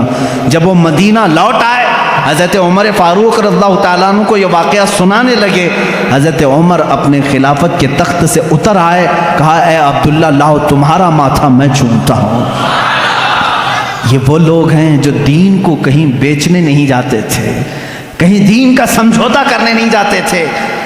آج منافقین کی بہت لمبی ایک جماعت تیار ہو رہی ہے، حکومتوں کا تیور دیکھ کر کے جو بدل جاتے ہیں یہ منافق، ان سے اپنے دامن کو بچائے رکھو، جنہوں نے ہماری مسجدیں بیچ دیں، جنہوں نے ہمارے عبادت گاہیں بیچ دیں چند سکوں پر، چند ٹکوں پر، یہ وہ لوگ ہیں جو آخرت کا سودا کر چکے ہیں دنیا کے بدلے۔ میرے عزیزوں، صرف نام مسلمان رکھ لینا کافی نہیں ہے، مسلمان وہ ہے جو اپنا سب کچھ اللہ اور اس کے رسول کے لیے بیچ دیتا ہے، اپنی جان تک وہ قربان کرتا ہے۔ صحابہ کی باتیں آج مجھے کہنا اس لیے بھی ضروری تھا کہ اگر ہم ان کے تذکرے نہ سنائیں تو کیا پہاڑی چوہوں کے واقعات سناؤں آپ کے سامنے، بھیڑ بکریوں کے واقعات سناؤں، لومڑی کتے کے واقعات سناؤں جو آج بہت سارے سیلیبس کی کتابوں میں بھرے ہوئے ہیں؟ اپنے بچوں کو اگر واقعات سناؤ تو بلال حبشی کے سناؤ کہ یہ کبھی نہ ڈرے۔ اگر اپنے بچوں کو سناؤ واقعات تو حضرت خبیب کے واقعات سناؤ، حضرت سلمان فارسی رضی اللہ تعالیٰ عنہ کے سناؤ کہ جنہوں نے پوری زندگی تلاش رسول میں ختم کر دی تھی۔ جانتے ہیں یہ 3 بار بکے ہیں۔ حضرت سلمان فارسی پہلے مجوسی باپ کے بیٹے تھے، آگ کی پوجا کرتا تھا ان کا باپ، وہ عیسائیوں کو دیکھ کر کے ان کو اچھا لگا، عیسائی بن گئے۔ ملک شام میں عیسائی بن کر رہے، پوری تعلیم حاصل کی، لیکن وہ اچھے عیسائیوں کے شاگرد تھے، ایمان والے۔ ہر عیسائی ان سے کہتا تھا اے سلمان، وہ آخری رسول کے آنے کا وقت قریب ہے، اگر تیری زندگی میں آ جائے تو ان پر ایمان لانا۔ حضرت سلمان فارسی اس انتظار میں سالوں گزار گئے، ملک شام کے کئی علاقوں میں، پھر عراق میں رہے، پھر اس کے بعد عرب سے ایک قافلہ آیا تھا تجارت کا، ان سے پوچھے عرب میں کوئی ایسی زمین ہے جہاں جھنڈ کے جھنڈ کھجوروں کے درخت ہیں؟ اس نے کہا ہاں یہ یثرب ہے۔ حضرت سلمان نے کہا کیا تم مجھے وہاں لے جا سکتے ہو؟ اس لیے کہ میں نے اپنی کتابوں میں پڑھا ہے آخری رسول اسی زمین میں آنے والا ہے۔ وہ لے کر کے آیا عرب، لیکن یہاں لا کر کے ایک یہودی کے ہاتھ میں بیچ دیا، آزاد آدمی کو لا کر بیچ دیا، مدینے کا ایک یہودی، وہ غلام بنا کر کے رکھا، یہاں تک کہ رسول کریم صلی اللہ تعالیٰ علیہ وسلم کے آنے کی جس وقت خبر ہوئی مدینے میں، حضرت سلمان فارسی درخت کے اوپر بیٹھے ہوئے تھے کھجور کے، اور کھجور کا درخت کافی لمبا ہوتا ہے، کھجوروں کی صفائی کر رہے تھے۔ ان کا آقا اور اس کا بھتیجا دونوں نیچے بات کر رہے تھے، ارے سنا ہے مدینے میں محمد صلی اللہ علیہ وسلم آئے ہیں جو یہ کہتے میں اللہ کا آخری رسول ہوں۔ وہ دونوں بات کر رہے تھے، اتنا سن کر کے وہ وہیں سے اچھل کر آ گئے، نیچے آ گئے، کیا کہا تم نے؟ ان کے مالک نے ان کو کہا تو غلام ہے، ہمارے آقاؤں کی بات میں کیا سننے آیا ہے؟ تو اپنے کام پر لگ۔ ان کو نہیں بتایا۔ حضرت سلمان فارسی کو اسی دن سے بے قراری لگ گئی۔ حضور اکرم صلی اللہ تعالیٰ علیہ وسلم جب مدینے میں آئے، یہ تو تورات اور انجیل پڑھے ہوئے تھے حضرت سلمان، ان کو علامتیں بھی معلوم تھی، آخری رسول کی علامتیں کیا ہے۔ آئے مدینہ طیبہ میں حضور صلی اللہ تعالیٰ علیہ وسلم کو، اب دیکھیں ان کے پاس 3 علامتیں تھیں، وہ ڈھونڈنے کے لیے آئے، پہلے ابھی ایمان لائے نہیں تھے۔ ایک دن کھجوریں لے کر کے آئے، حضور سے کہا یہ صدقے کی کھجوریں لے لیں۔ حضور نے لیا اور سب کو بانٹ دیا، ایک بھی نہیں کھایا۔ حضرت سلمان نے مسکرایا، انجیل میں لکھا ہے وہ رسول صدقہ کبھی نہیں کھائے۔ دوسرے دن کھجوریں لے کر کے گئے اور کہا یا رسول، یہ حضور صلی اللہ علیہ وسلم کے پاس کہ یہ ہدیہ ہے آپ لیں۔ حضور نے وہ بھی کھایا بھی اور سب کو بانٹا بھی۔ سلمان فارسی کہتے ہیں یہ بھی کتابوں میں لکھا ہے وہ آخری رسول ہدیہ قبول کرتے ہیں اور صدقہ قبول نہیں کرتے۔ تیسرے دن ایک اور علامت انہیں دیکھنی تھی۔ حضور صلی اللہ تعالیٰ علیہ وسلم کے جسم اقدس پر ایک چادر تھی، تہبند تھی، ایک جنازے میں شریک تھے حضور۔ یہ سلمان فارسی تیسرے دن ایک اور نشانی دیکھنے کے لیے کبھی آگے آتے تھے، کبھی پیچھے، ادھر ادھر آتے تھے۔ جنازے سے جب فارغ ہوئے، وہ جس نشانی کو ڈھونڈنے آئے تھے حضور صلی اللہ تعالیٰ علیہ وسلم نے خود ان کو بتایا، اے سلمان 2 دن تو نے دیکھ لیا، آج تیسرے دن جو دیکھنے آئے ہو یہ عالم الغیب رسول تھے۔ تیسرے دن جو تم دیکھنے آئے ہو، اپنی چادر ہٹائی، اپنے کندھوں سے چادر ہٹائی۔ میرے آقا صلی اللہ تعالیٰ علیہ وسلم کے دونوں کندھوں کے بیچ میں مہر نبوت تھی۔ ایک مہر نبوت انڈے کی شکل کی، اتنی تیز روشنی اس میں سے ہوتی تھی کہ لوگ دیکھنے والے دیکھتے رہ جاتے، وہ خاتم النبیین کی مہر تھی۔ حضرت سلمان نے کتاب میں وہ بھی پڑھا تھا کہ وہ آخری رسول کے دونوں شانوں کے بیچ میں مہر ہوگی ختم نبوت کی۔ حضور صلی اللہ علیہ وسلم نے چادر ہٹائی اور کہا اے سلمان تم یہی دیکھنے کے لیے آئے تھے؟ حضرت سلمان فارسی نے کہا ہاں میں تو ایک دیکھنے کے لیے آیا تھا، آپ نے دو دکھائے ہیں۔ کہا کیا؟ کہا میں تو صرف ختم نبوت دیکھنے آیا تھا اور آپ نے اپنا علم غیب بھی بتایا ہے۔ کلمہ طیبہ پڑھا، اسلام میں داخل ہوئے۔ صحابہ اکرام اپنی زندگی پوری تلاش میں رہے ہیں اور اس ماہتاب رسالت کو اور آفتاب نبوت کو ذرہ برابر کھونا نہیں چاہتے تھے۔ کسی حالت میں وہ حضور صلی اللہ علیہ وسلم کی محبت کو کسی کے ہاتھ بیچنا نہیں چاہتے تھے۔ حضرت سعد رضی اللہ تعالیٰ عنہ جنگ خندق میں گئے ہیں زرہ پہن کر کے۔ زرہ لوہے کا لباس ہوتا تھا اور اتنا لباس کہ اس سے جسم پر آنے والے تیر نہ لگیں حضرت سعد، لیکن ان کا زرہ کا لباس چھوٹا پڑ گیا، ہاتھ کھلے رہ گئے۔ ایک ظالم نے دیکھا حضرت سعد رضی اللہ تعالیٰ عنہ کے سیدھے ہاتھ پر ہی وار کر دیا، ہاتھ سے ان کی موٹی رگ کٹ گئی اور اس سے خون بہنے لگا، اتنا خون کہ وہ پکڑ کر کے حضور کے پاس آئے تو میرے آقا صلی اللہ علیہ وسلم کے چہرے پر بھی خون، جسم اقدس پر خون حضرت سعد کے، اور ظالموں نے ان کے اوپر نیزے چلائے تھے ہاتھوں پر، جو حصہ ان کا زرہ سے کھلا ہوا تھا وہ سب مارا گیا تھا۔ حضرت سعد رضی اللہ تعالیٰ عنہ کس لیے آئے تھے معلوم؟ میدان سے چھوڑ کر کے۔ یہ وہ صحابی ہیں، میں آپ کو بتاؤں، حضور صلی اللہ تعالیٰ علیہ وسلم پر اس وقت ایمان لائے تھے جب میرے آقا ابھی مکہ میں ہی تھے۔ یہ مدینے کے ہیں رہنے والے حضرت سعد۔ مکہ میں حضور اکرم صلی اللہ علیہ وسلم پر 2 سال ایسے بھی آئے کہ پورے مکہ والوں نے حضور کا بائیکاٹ کیا تھا، آپ کے پورے خاندان کا، کہ ان سے کوئی بات چیت نہیں کرے گا، لین دین نہیں کرے گا، کھانا پانی ان کے ساتھ، رشتہ داری کچھ نہیں کریں گے، سوشل بائیکاٹ کیا گیا تھا۔ یہ 2 سال تک چلا تھا، اور یہ 2 سال میرے آقا صلی اللہ علیہ وسلم کے گھر والوں پر اتنے سخت تھے، خود میرے آقا صلی اللہ علیہ وسلم نے فرمایا کئی دن ایسے آئے کہ چمڑے ہم نے گرم پانی میں بھگو کر کے کھائے، درختوں کے پتے اس دوران کھائے، کھانے کی کوئی چیز نہیں رہ جاتی تھی مکہ میں 2 سال تک۔ پھر مکہ والوں کو ہی رحم آ گیا، پھر انہوں نے یہ بائیکاٹ ہٹا لیا تھا۔ ان 2 سالوں میں حضرت سعد جو مدینے میں تھے، مالدار بھی تھے، ان 2 سالوں میں حضرت سعد نے بھی چمڑے کھائے اور پتے کھائے۔ آپ سے کہا جاتا کیوں یہ کھاتے ہو؟ کہتے کہ محمد عربی صلی اللہ تعالیٰ علیہ وسلم محصور ہیں، ان کا محاصرہ کیے، بائیکاٹ کیے گئے ہیں، جب ان کے ہاں کوئی نرم غذا نہیں پہنچتی تو کیا مجال ہے سعد اپنے حلق میں کوئی نرم غذا گزارے؟ یہ وہ صحابی تھے جب جنگ خندق کے موقع پر ان کی رگ کاٹی گئی تو دوڑ کر کے حضور کے پاس آئے، کہا یا رسول اللہ صلی اللہ علیہ وسلم میری زندگی کا صرف ایک ہی مقصد تھا، قریش آپ کا جو خاندان ہے، قریش خاندان جتنی تکلیفیں آپ کو دیے ہیں میں نے طے کر لیا تھا، ہر ایک سے چن چن کے میں بدلہ لوں گا، مقابلہ کروں گا۔ یا رسول اللہ میں صرف یہ چاہتا ہوں اگر اب اس کے بعد بھی جنگیں ہونے باقی ہیں، جنگ خندق کے بعد قریش سے اور بھی جنگیں ہونا باقی ہے، تو صرف اتنی دعا کر دیں کہ میری زندگی اور طویل ہو جائے تاکہ میں آپ کے ان دشمنوں کا مقابلہ کروں۔ اور یا رسول اللہ صلی اللہ علیہ وسلم اگر اس کے بعد قریش سے کوئی جنگ ہونا باقی نہیں ہے تو زخم اتنے ہو چکے ہیں، میرے آقا میری شہادت کی دعا کرتے۔ اتنی دعا کے لیے لوٹ آئے اور خون پورا حضور صلی اللہ علیہ وسلم کے جسم ناز پر تھا۔ حضور اکرم صلی اللہ تعالیٰ علیہ وسلم کو اس جنگ سے لوٹنے کے وقت جانتے ہیں جبرائیل امین آئے، بیچ راستے میں کہتے ہیں یا رسول اللہ صلی اللہ علیہ وسلم رب تعالیٰ کا حکم ہے کہ یہیں سے آپ دوسرے جہاد کے لیے نکل پڑیں۔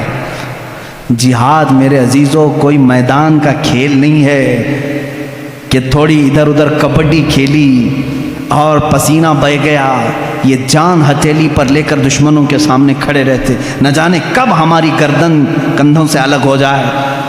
ان میدانوں میں یہ شہسوار بغیر کسی خوف کے جاتے تھے، نکلے ہیں ایک جہاد سے جس میں سخت ترین صحابہ زخمی بھی ہیں۔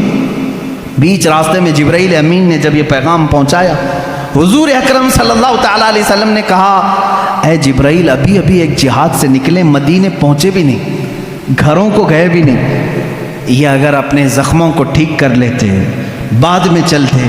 جبرائیل امین نے کہا یا رسول اللہ صلی اللہ علیہ وسلم اللہ کی مرضی یہ ہے کہ یہیں سے آپ چلیں، میرا مولا بھی ان صحابہ اکرام کے ایمان کو اس طرح امتحانات سے گزارا ہے۔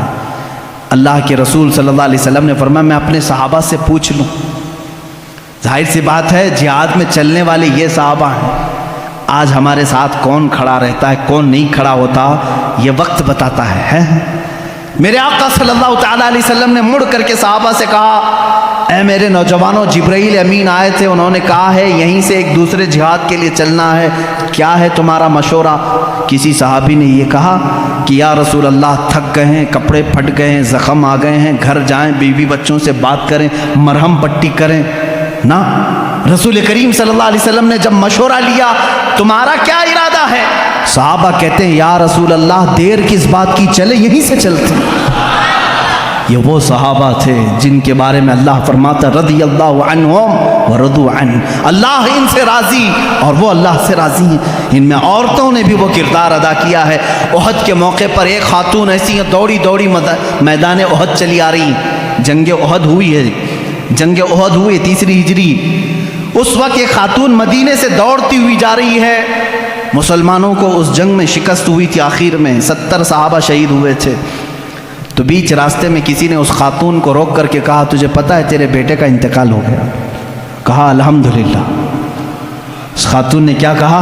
الحمدللہ۔ آگے بڑھنے لگے، ایک صاحب نے اور پکڑ کر کہا اے خاتون تجھے معلوم ہے تیرے شوہر کا انتقال ہو گیا؟ الحمدللہ۔ کسی نے کہا تیرے بھائی کا انتقال ہوا؟ کہا الحمدللہ۔ اے آنے والوں سب تو میرے گھر والوں کی بتا رہے ہو، بتاؤ رسول اللہ کی حالت کیا ہے؟ میں جو دیکھنے جا رہی ہوں میرے آقا کی صحت کو دیکھنے جا رہی ہوں، یہ نہیں کہ بیٹا گیا تھا، بھائی گیا تھا، میرا شوہر گیا تھا، سب ان کی خیریت بتانے آ رہے ہیں، میرے نبی کی خیریت بتاؤ۔ لوگوں نے کہا وہ صحیح سلامت ہے۔ اس خاتون نے کہا اے اللہ تیرا کروڑا کروڑ شکر ہے، وہ ایک صحیح ہے تو میرا پورا خاندان قربان ہے۔ آئیں اللہ کے حبیب صلی اللہ تعالیٰ علیہ وسلم کی زیارت کی، خوش ہوئی۔ حضور صلی اللہ علیہ وسلم نے فرمایا خاتون تیرا بیٹا شہید ہوا، جا دیکھ لے۔ وہ کہتی ہیں یا رسول اللہ اگر آپ کا حکم ہے تو میں دیکھتی ہوں، اگر آپ کا حکم ہے تو میں دیکھتی ہوں۔ اپنے نوجوان بیٹے کی لاش میدان میں پڑی ہے، گئی جا کر کے بیٹے کو دیکھا، ٹٹولنے لگی، اس کے جسم سے جبہ اٹھایا، پیٹھ کو سہلانے لگی اپنے ہاتھ سے، پورے پیٹھ کو سہلائی، پھر سیدھا کیا، سینے پر دیکھا تو پورا سینہ چر گیا تھا، پورا سینہ چھدا ہوا تھا، سجدے میں گر گئی۔ کسی صحابی نے پوچھا مائی یہ کیا کر رہی تھی تو؟ کہتی ہیں جب میرا بیٹا میرے آقا کے ساتھ نکل رہا تھا تو میں نے اسے وصیت کی تھی بیٹا جنگ کا ماحول ہے، سخت ہو سکتا ہے لیکن یاد رکھنا اگر تو پیٹھ پھیر کر بھاگتا ہوا مارا گیا، میدان جہاد چھوڑ کر کے جاتا ہوا اگر مارا گیا، میں اپنا دودھ معاف نہیں کروں گی، میں اپنا دودھ معاف نہیں کروں گی۔ اس وقت تک تیرے قدم جمے رہنا چاہیے جب تک تیرے نبی پر کوئی آنچ نہ آئے، جب تک تیرے نبی کی حفاظت ہوتی رہے۔ میں نے یہ وصیت کی تھی لیکن اللہ کا شکر ہے میں نے سب سے پہلے آ کر میرے بیٹے کی پیٹھ کو ہی دیکھا، اللہ کا شکر ہے میرے بیٹے کی پیٹھ پر ایک بھی تیر نہیں ہے، جتنا بھی یہ کھایا ہے سب سینے پر کھایا ہے۔ یہ وہ خواتین تھیں جنہوں نے بچے پیدا کیے تھے رسول اللہ کے دین کے لیے۔ آج مائیں بچوں کے پاؤں کی بیڑیاں بن جاتی ہیں، روکتی کہاں جا رہا ہے بچہ، اگر تھوڑا سدھرنے کی بات بھی کرے ارے چھوڑو مولانا لوگوں کی صحبت میں، کہاں کیا مولوی بننے جا رہا ہے؟ داڑھی چہرے پر تیرے کب سے آنے لگ گئی، کیا مولانا لوگوں کے ساتھ بہت زیادہ بیٹھ رہا ہے؟ یہ خواتین کا آج دور ہے۔ کیوں؟ یہ وہ مدینے کی خواتین نہیں ہیں، یہ تو 24 گھنٹوں میں سے 18 گھنٹے سیریل دیکھنے والی ہیں، یہ وہ ہیں جو فلموں کی دل دادا ہیں، ان کی نظروں میں آئیڈیل کوئی اور ہے۔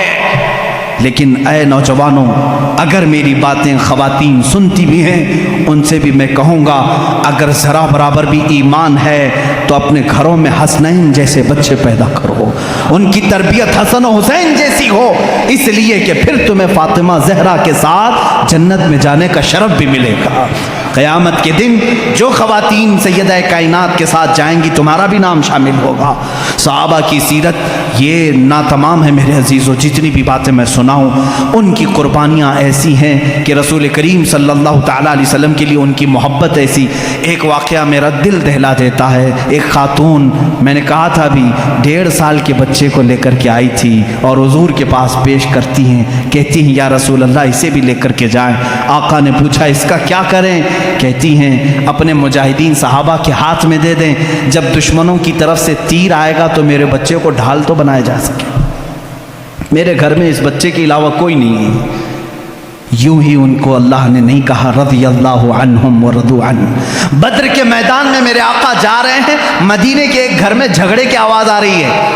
کس کے جھگڑے کی؟ باپ بیٹا جھگڑا کر رہے ہیں۔ کان لگا کر کے لوگوں نے سنا کس بات پر جھگڑا ہو رہا ہے۔ باپ کہتا ہے جنگ بدر میں میں جاؤں گا، بیٹا کہتا ہے میں جاؤں گا۔ گھر میں 2 میں سے کسی ایک کو رہنا ضروری تھا۔ رات کے وقت دونوں باپ بیٹوں نے قرآن اندازی کی، چٹھی ڈالیں گے، جس کے نام کی چٹھی نکلے گی وہ جائے گا۔ دونوں نے قرآن نکالا۔ باپ بوڑھے تھے، بیٹے جوان تھے۔ جوان کہتا ہے کہ نہیں میں جاؤں گا، بوڑھے جو تھے وہ کہتے ہیں نہیں میری تو عمر ہو گئی، مجھے جانے دے، شہادت مجھے حاصل کرنے تھے۔ دونوں کے درمیان جب یہ بات ہونے لگی تو حضور صلی اللہ تعالیٰ علیہ وسلم کو بھی اس کی خبر ہوئی، چٹھی نکالی گئی، قرآن ڈالو۔ ڈالا گیا تو بیٹے کا نام ہے، وہ خوش ہو گئے۔ دوسری بار اس باپ نے کہا نہیں دوسرا اور ایک بار ڈالو، پھر ڈالا گیا، پھر بیٹے کا ہی نام نکلا۔ حضور سے پوچھا گیا چٹھی میں نام ایک بار، پھر تیسری بار ڈالا گیا تو باپ کا ہے۔ انہوں نے کہا اب تو مجھے جانا ہی ہے۔ حضور کے پاس فیصلہ آیا، حضور نے فرمایا آپ کی عمر زیادہ ہے، آپ گھر سنبھالو، بیٹے کو جانے دو۔ تھاڑے مار کر رونے لگے، تھاڑے مار کر رونے لگے اور اپنے گھر آئے۔ کہا اپنے بیٹے سے ہائے میرا بڑھاپا مجھے صحبت رسول سے چھین لیا، کاش میں بوڑھا نہ ہوتا تو آج شاید میں جاتا۔ وہ صحابہ تھے جنہوں نے جانثاریاں پیش کی ہیں۔ ناموس رسالت کی آج بات آتی ہے تو لوگ آئیں کائیں کرتے ہیں، اسی نبی کے نام کی آج بات آتی ہے تو لوگ بغلیں جھانکتے ہیں۔ آج یاد رکھو مسلمانوں، تمہاری اگر عزت باقی ہے تو اس نام رسول سے باقی ہے۔ اگر تم نے ناموس رسالت پر پہرا دینا چھوڑ دیا، دیکھ لینا تمہارے ساتھ وہ حشر ہوگا کہ تمہارے جسموں کے چھیٹڑے اچھالے جائیں گے، تمہارے گھروں کی ماں اور بہنوں کو بازار میں لا کر کے یہ بیچ دیں گے، اس لیے کہ اس امت کے ساتھ وہی حشر ہوگا جو اپنے نبی کی عزت کے لیے پہرا نہیں دے سکتی۔ یاد رکھنا، میں کہتا ہوں میرے ہر بچے کو یہ عہد کر لینا چاہیے میری جان بعد میں، عزت رسول پہلے مقام پر ہے، میرے نبی کی ذات پہلے مقام پر ہے۔ ایک صحابی ہیں، ان کے ساتھ تو ایسا بھی ہوا کہ ان کی ماں کوستی تھی ان کو، وہ ایمان نہیں لائی تھی، وہ صحابی ایمان لائے تھے۔ وہ کہتی تھی بیٹھ کر کے مکہ میں بیٹھ کر کہتی تھی جب تک وہ میرے پاس واپس نہیں آئے گا میں سر پہ کنگھی نہیں کروں گی، گھر میں اندر نہیں جاؤں گی، دھوپ پہ بیٹھی رہتی تھی۔ وہ ماں کو چاہتے بھی تھے، دل بھر آیا کیا کروں ماں کو دیکھوں کہ اس طرف رسول پاک کو۔ اخیر میں مکہ سے ابو جہل اور کئی لوگ آئے، آ کر کے کہا سمجھایا تیری ماں مر جائے گی، دھوپ میں بیٹھی ہے، کنگھی نہیں کروں گی، ایسی قسمیں کھائی۔ اس صحابی نے کہا میں ماں کو بہت چاہتا ہوں، بہت عزت دیتا ہوں، لیکن جاؤ اس سے کہہ دو اپنے سر میں کنگھی بھی کرے اور چھاؤں میں بیٹھ جائے، اس لیے کہ اس کی قسم ٹوٹ جائے گی مگر مجھ سے دامن رسول نہیں ٹوٹے گا، نہیں چھوٹے گا۔ یہ وہ صحابہ ہیں جو حضور صلی اللہ تعالیٰ علیہ وسلم کے لیے کوئی بھی چیز چھوڑ سکتے تھے، ہر چیز، اپنے بچے، اپنا مال، اپنی اولاد، اپنا گھر، اتنے سارے واقعات میں تمہارے سامنے رکھا کس لیے؟ آج جب دین کی ضرورت آئے گی ایک میرا جملہ سن کر کے جائیں۔ جب کبھی شریعت نے کیا حکم دیا؟ شریعت نے حکم یہ دیا ہے کہ جب تم پر کوئی آفت آئے، تمہاری جان پر، جیسے بیماری آ گئی، بہت بڑی بیماری آ گئی تو کیا کرتے ہیں ہمارے بزرگان دین؟ صدقہ دے دو، ہیں؟ صدقہ دے کر اپنی جان بچاؤ۔ بکرا صدقہ دیا، مرغا صدقہ دیا، مال صدقہ دیا، گیہوں خیرات کیا، کچھ بھی صدقہ دو، کیونکہ صدقہ آئی ہوئی بلاؤں کو ٹالتا ہے۔ یہ حدیث پاک میں अब मेरी बात सुनो, जब तुम्हारी जान पर कोई आफत आए तो सदका दे करके जान बचा लो, और जब दीन पर कोई आफत आए अपनी जान दे करके दीन की हिफाजत करो। ईमान और दीन के लिए अब क्या चीज देना होगा? जान दे करके अपना दीन बचाओ। और यहाँ मैं समझता हूँ कोई यजीदी नहीं बैठा है, सब हुसैनी हैं, और हर हुसैनी ये जानता है जब इस्लाम पर कोई बात आए तो अपना घर भी मैदान में लाया जाता है, अपनी गर्दन भी लाई जाती है, अपने 6 माह का बच्चा भी लाया जाता है, अपनी औरतें भी लाई जाती हैं। ये नहीं देखा जाता कि मेरे बाद मेरे घर का क्या होगा, मेरी बीवियों का क्या होगा, मेरी बहनों का क्या होगा, मेरे बच्चों का क्या होगा, नहीं देखा जाता। हुसैनी वो है जो सिर्फ ये देखता है अगर मेरी गर्दन जाती है जाए, लेकिन शरीयत मुस्तफ़ा पर आँच ना आने पाए। इसीलिए कहा है कत्ले हुसैन असल में मर्गे यजीद है, इस्लाम जिंदा होता है हर करबला के बाद। तुम जान के कटने के बाद कभी फिक्र ना करना। आज मुझे मालूम है मेरी ये जो तकरीरें हैं लोग समझते हैं, मुझे मालूम है कितने हमारी तकरीरों में गर्म होते हैं और कितने पसंद करते हैं और कितने क्या क्या करते हैं, लेकिन कुछ वो भी हैं जिनको मरोड़ भी होती है, जिनके दिलों में फपोले फूटते भी हैं, कुछ की आंखों में मैं बहुत तेज गड़ता भी हूँ। तकलीफ है, वजह मुझे भी मालूम है और आपको भी मालूम है, लेकिन याद रखो अगर इन जालिमों ने कभी ऐसा वक्त मेरे ऊपर लाया, कैद कर दिया, सूली पर चढ़ाया, फांसी भी दे दी, मैं बखुशी उस फांसी को चूम करके कबूल करूंगा, इसलिए कि अल्लाह मेरे साथ है, रसूल करीम सल्लल्लाहु तआला अलैहि वसल्लम की शरीयत मेरे साथ है। सिर्फ मेरा यही कहना है, ऐ अल्लाह मौत आती है तो ईमान पर आए, लेकिन इन जालिमों के लिए हमारा ईमान कहीं सौदा ना चला जाए, कहीं बेचने में ना आ जाए। इनकी बातों पर अजीज़ा ने गिरामी आज हालात ऐसे हैं, उन सहाबा के मुआशरे को ज़िंदा करने की ज़रूरत है। वो सहाबा अपनी जानें कैसे कुर्बान किए। एक जवान है, एक जवान यहूदी का बेटा है, यहूदी का बेटा एक बार जलवे रसूल को देखा फिदा हो गया, बाप मारने लगा, कहा दोबारा जाना मत, कभी जाना मत। नौजवान है, नौजवान है, बाप ने कहा दोबारा कभी जाना नहीं मोहम्मद को देखने के लिए, लेकिन वो हसरत कहाँ से जाए जो एक बार जलवे रसूल को देख ले। जिसका दिल बदलना होता है मौला बदल चुका होता है। यहूदी घर में है, बाप ने जंजीरें बांध दी हाथ पर पैरों पर, माँ ने भी सख्ती की, दरवाजे बंद रखे जाते।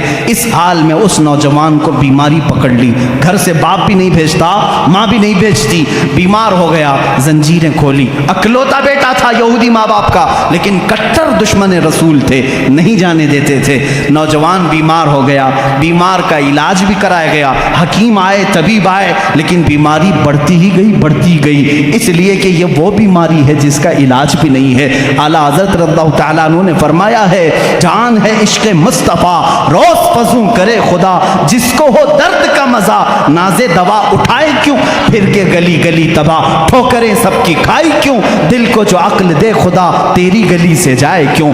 ये वो सहाबा का दर्द था। उस नौजवान ने जब बीमारी शिद्दत पकड़ ली, माँ बाप को रहम आ गया, तरस आ गया। अब वो वक्त भी आया, एक बड़े हकीम ने आकर के मशवरा दिया, इसकी जान बलब है, इसकी जान निकलने का वक्त है, ये मर जाएगा, अब ये जिंदा रहने की इसके अंदर कोई भी सूरत नज़र नहीं आती। माँ बाप से कहा जो खाए खिला दो, जो पिए पिला दो। हकीम चला गया, माँ बाप रोने लगे, जवान बेटा हमारे सामने चला जाएगा। उसके पास आए, पूछने लगे बेटा इतना बीमार हो गया, माफ़ कर दे, हमने तेरे साथ सख्तियाँ की थी, लेकिन तू खुश हो जा, तू क्या चाहता है, क्या खाना चाहता है, क्या पीना चाहता है। उस नौजवान ने कहा एक बार मोहम्मद अरबी का चेहरा देखना चाहता हूँ सल्लल्लाहु तआला अलैहि वसल्लम। वो ईमान लाया हुआ नहीं है, ईमान लाया हुआ नहीं है। उस बाप ने कहा इसकी तो हद हो गई, मरने के करीब आया फिर भी कहता है उसको देखूंगा। माँ ने रोते हुए कहा एक बार तो बेटे की मान लो, कह दो मोहम्मद सल्लल्लाहु अलैहि वसल्लम को देखने की इजाज़त दी जाए। वो यहूदी कहला भेजा एक सहाबी के ज़रिए कि जाओ मोहम्मद सल्लल्लाहु अलैहि वसल्लम से कह दो मेरा बेटा बड़ा बीमार है, एक बार वो मेरे घर आएँ, वो देखना चाहता है मरने से पहले। हुजूर सल्लल्लाहु ताला अलैहि वसल्लम, सुबह का वक्त था, फजर के बाद का वक्त था। हुजूर सल्लल्लाहु अलैहि वसल्लम से जैसे ही उसने आकर के कहा, अपने सहाबा समेत कहे चलो हम उसको देखने के लिए निकलते हैं। अल्लाह के नबी सल्लल्लाहु ताला अलैहि वसल्लम तशरीफ़ लाए और उस यहूदी के घर में जब बिस्तर के करीब गए, अल्लाह अल्लाह उसकी जान में जान आ गई। वो जो बीमार, वो जो कमज़ोर, अपने जिस्म को हरकत नहीं दे सकता था, अल्लाह के नबी को अपने सिराने के पास देख करके मुस्कुरा पड़ा, चेहरे में जान आ गई और हुजूर को देखता रहा। मेरे आका सल्लल्लाहु अलैहि वसल्लम ने फरमाया, इतनी ताख़ीर किस बात की, क्या अब भी मुझे आखिरी रसूल नहीं तस्लीम करोगे? उसने कहा ला इलाहा इल्लल्लाह मुहम्मदुर रसूलुल्लाह। मेरे आका सल्लल्लाहु ताला अलैहि वसल्लम ने अपना दस्ते मुबारका उसके चेहरे पर रखा था। मेरे आका के जिस्म अक़दस की, दस्ते अक़दस की ठंडक पहुंची और रूह कब्ज़े उनसुरी से परवास कर गई।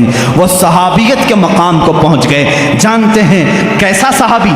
सहाबी किसे कहते हैं जानते हैं? सहाबी किसे कहते हैं? अल्लाह के नबी ने फरमाया, अगर मेरा एक सहाबी जौ के दाने के बराबर भी खैरात करे और मेरी उम्मत उहद पहाड़ के बराबर सोना खैरात करे, तब भी जौ के दाने के खैरात के बराबर नहीं हो सकती। सहाबी के मकाम को पूरी उम्मत नहीं पहुंच सकती। अरे चलो पीर पीरा मीरे मीरा शेख अब्दुल कादिर जीलानी से पूछें, सरकार गौसे आजम से पूछें, आप बताएं सहाबी का मकाम बड़ा है या गौस का मकाम बड़ा है? हम तो गौस कहते हैं ना शेख अब्दुल कादिर जीलानी को। गौसे पाक ने क्या कहा, अरे तू गौस और सहाबी के मकाम की बात करता है, सुन सहाबी का मकाम क्या है। वो सहाबी जो रसूलुल्लाह के साथ घोड़े पर बैठ करके जिहाद में जाया करते थे, जिस घोड़े पर सहाबी बैठते थे, उस घोड़े के टाप के नीचे से जो धूल उड़ती थी, वहां तक भी गौस का मकाम नहीं पहुंच सकता।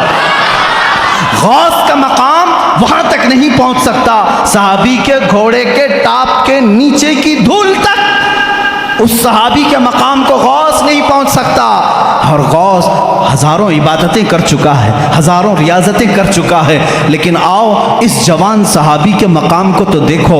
सुबह के वक्त मेरे आका तशरीफ़ लाए हैं और चंद मिनटों के बाद इंतकाल भी हो गया है और सहाबियत का मकाम।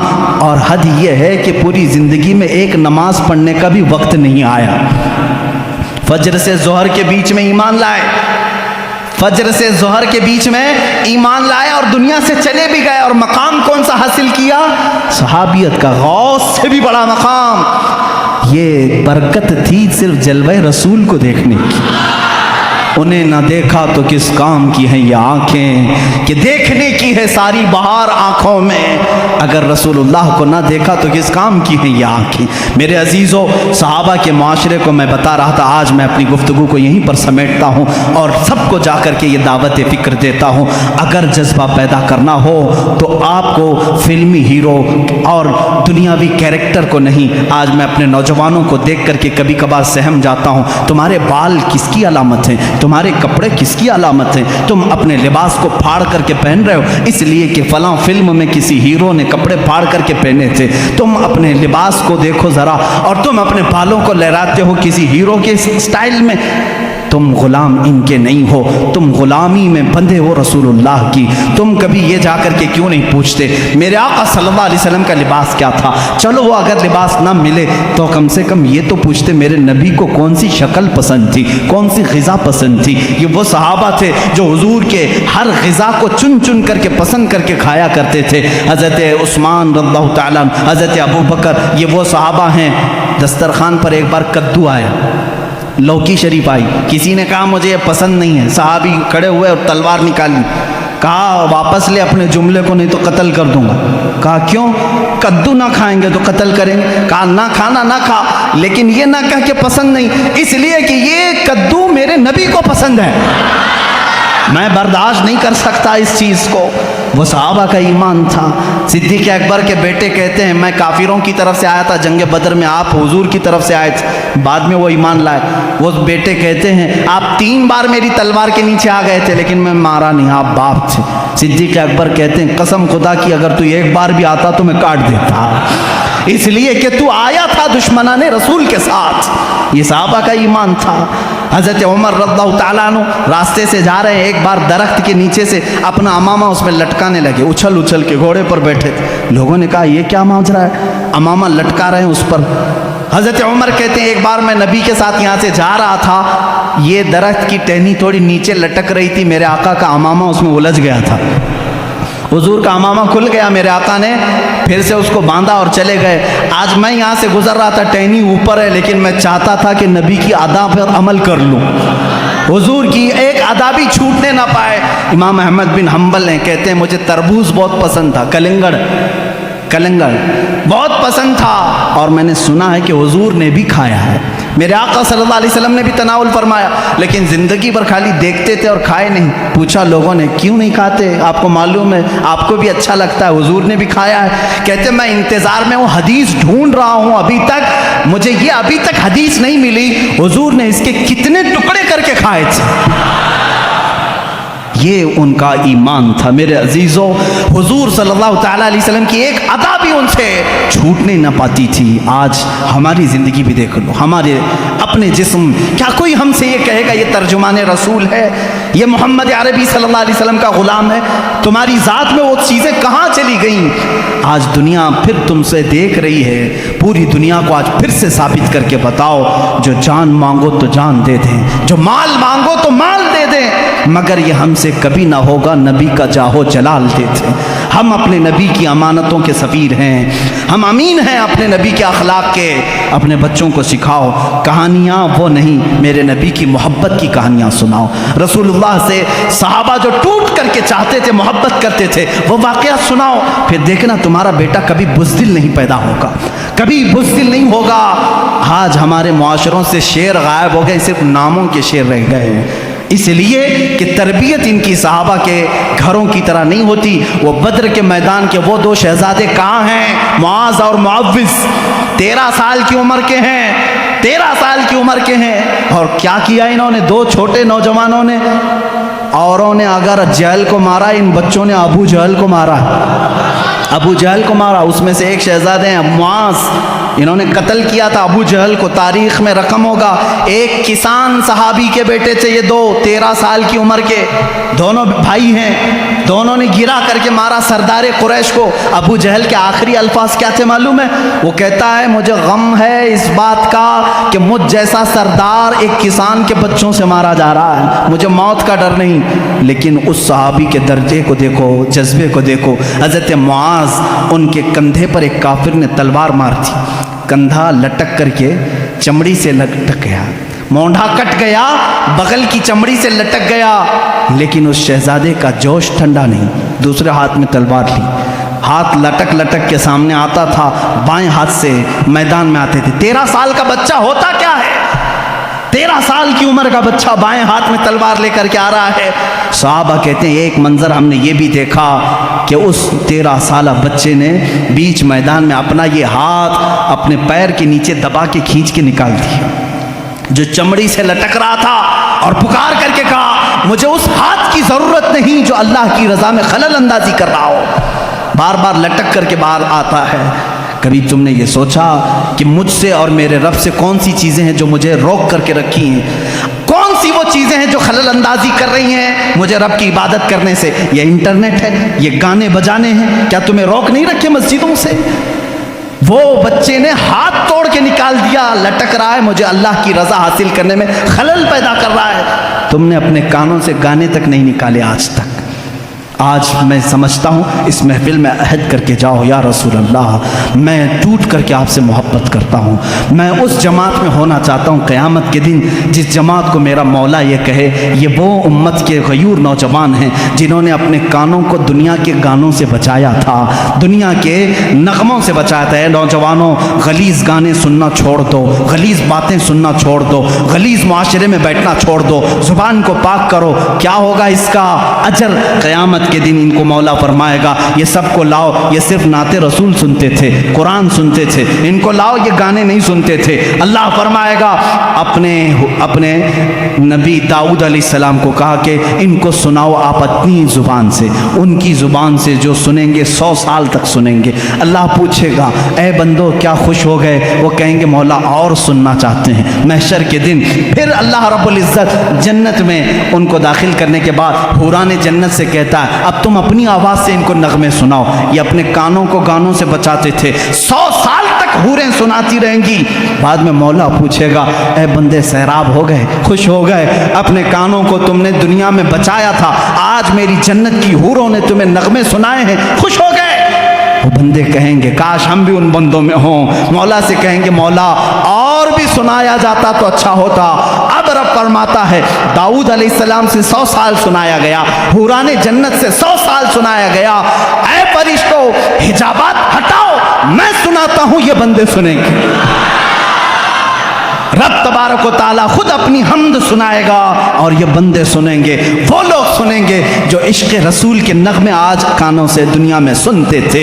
غیور نوجوانوں، تمہارے لیے یہ دنیا کی خرافات نہیں بنی ہیں، تمہارے لیے شراب نہیں بنی، تمہارے لیے زنا کے اڈے نہیں، تمہارے لیے جوے کے پتے نہیں، تمہارے لیے لڑکیوں کے حسن و جمال کے دھوکے نہیں، بلکہ میں سمجھتا ہوں وہ حسن کیا تمہیں بہکا سکے گا دنیا کا جس کی آنکھوں میں جمال مصطفیٰ بسا ہو۔ آج بھی تم کھڑے ہو کر کے یہی اعلان کرو جو صحابہ کہتے تھے یا رسول اللہ جب تک بکے نہ تھے تو کوئی پوچھتا نہ تھا، جب تک بکے نہ تھے تو کوئی پوچھتا نہ تھا، تم نے خرید کر ہمیں انمول کر دیا ہے، ہم انمول ہیں اور رسول اللہ کے ہیں۔ ہم کس کے ہیں؟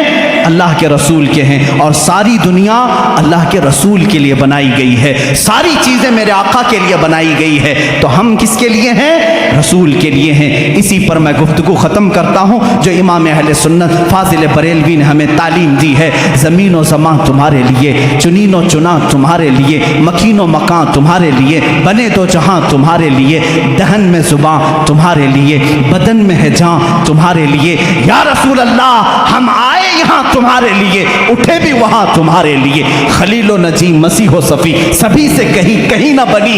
یا رسول اللہ یہ بے خبری کی خلق پھری کہاں سے کہاں تمہارے لیے، اشارے سے چاند چیر دیا، چھپے ہوئے خور کو پھیر دیا، گئے ہوئے دن کو عصر کیا، یہ تاب و تواں تمہارے لیے۔ اخیر میں امام اہل سنت یہ پیغام دیتے ہیں صبا وہ چلے کہ باغ پھلے، وہ پھول کھلے کہ دن ہوں بھلے، لوا کے تلے جھنڈا ہوگا میرے آقا کے ہاتھوں میں، لوا کے تلے ثنا میں کھلے ہم سب کی زباں یا رسول اللہ تمہارے لیے۔ جو لکھتا ہوں میں نعت شاہ محشر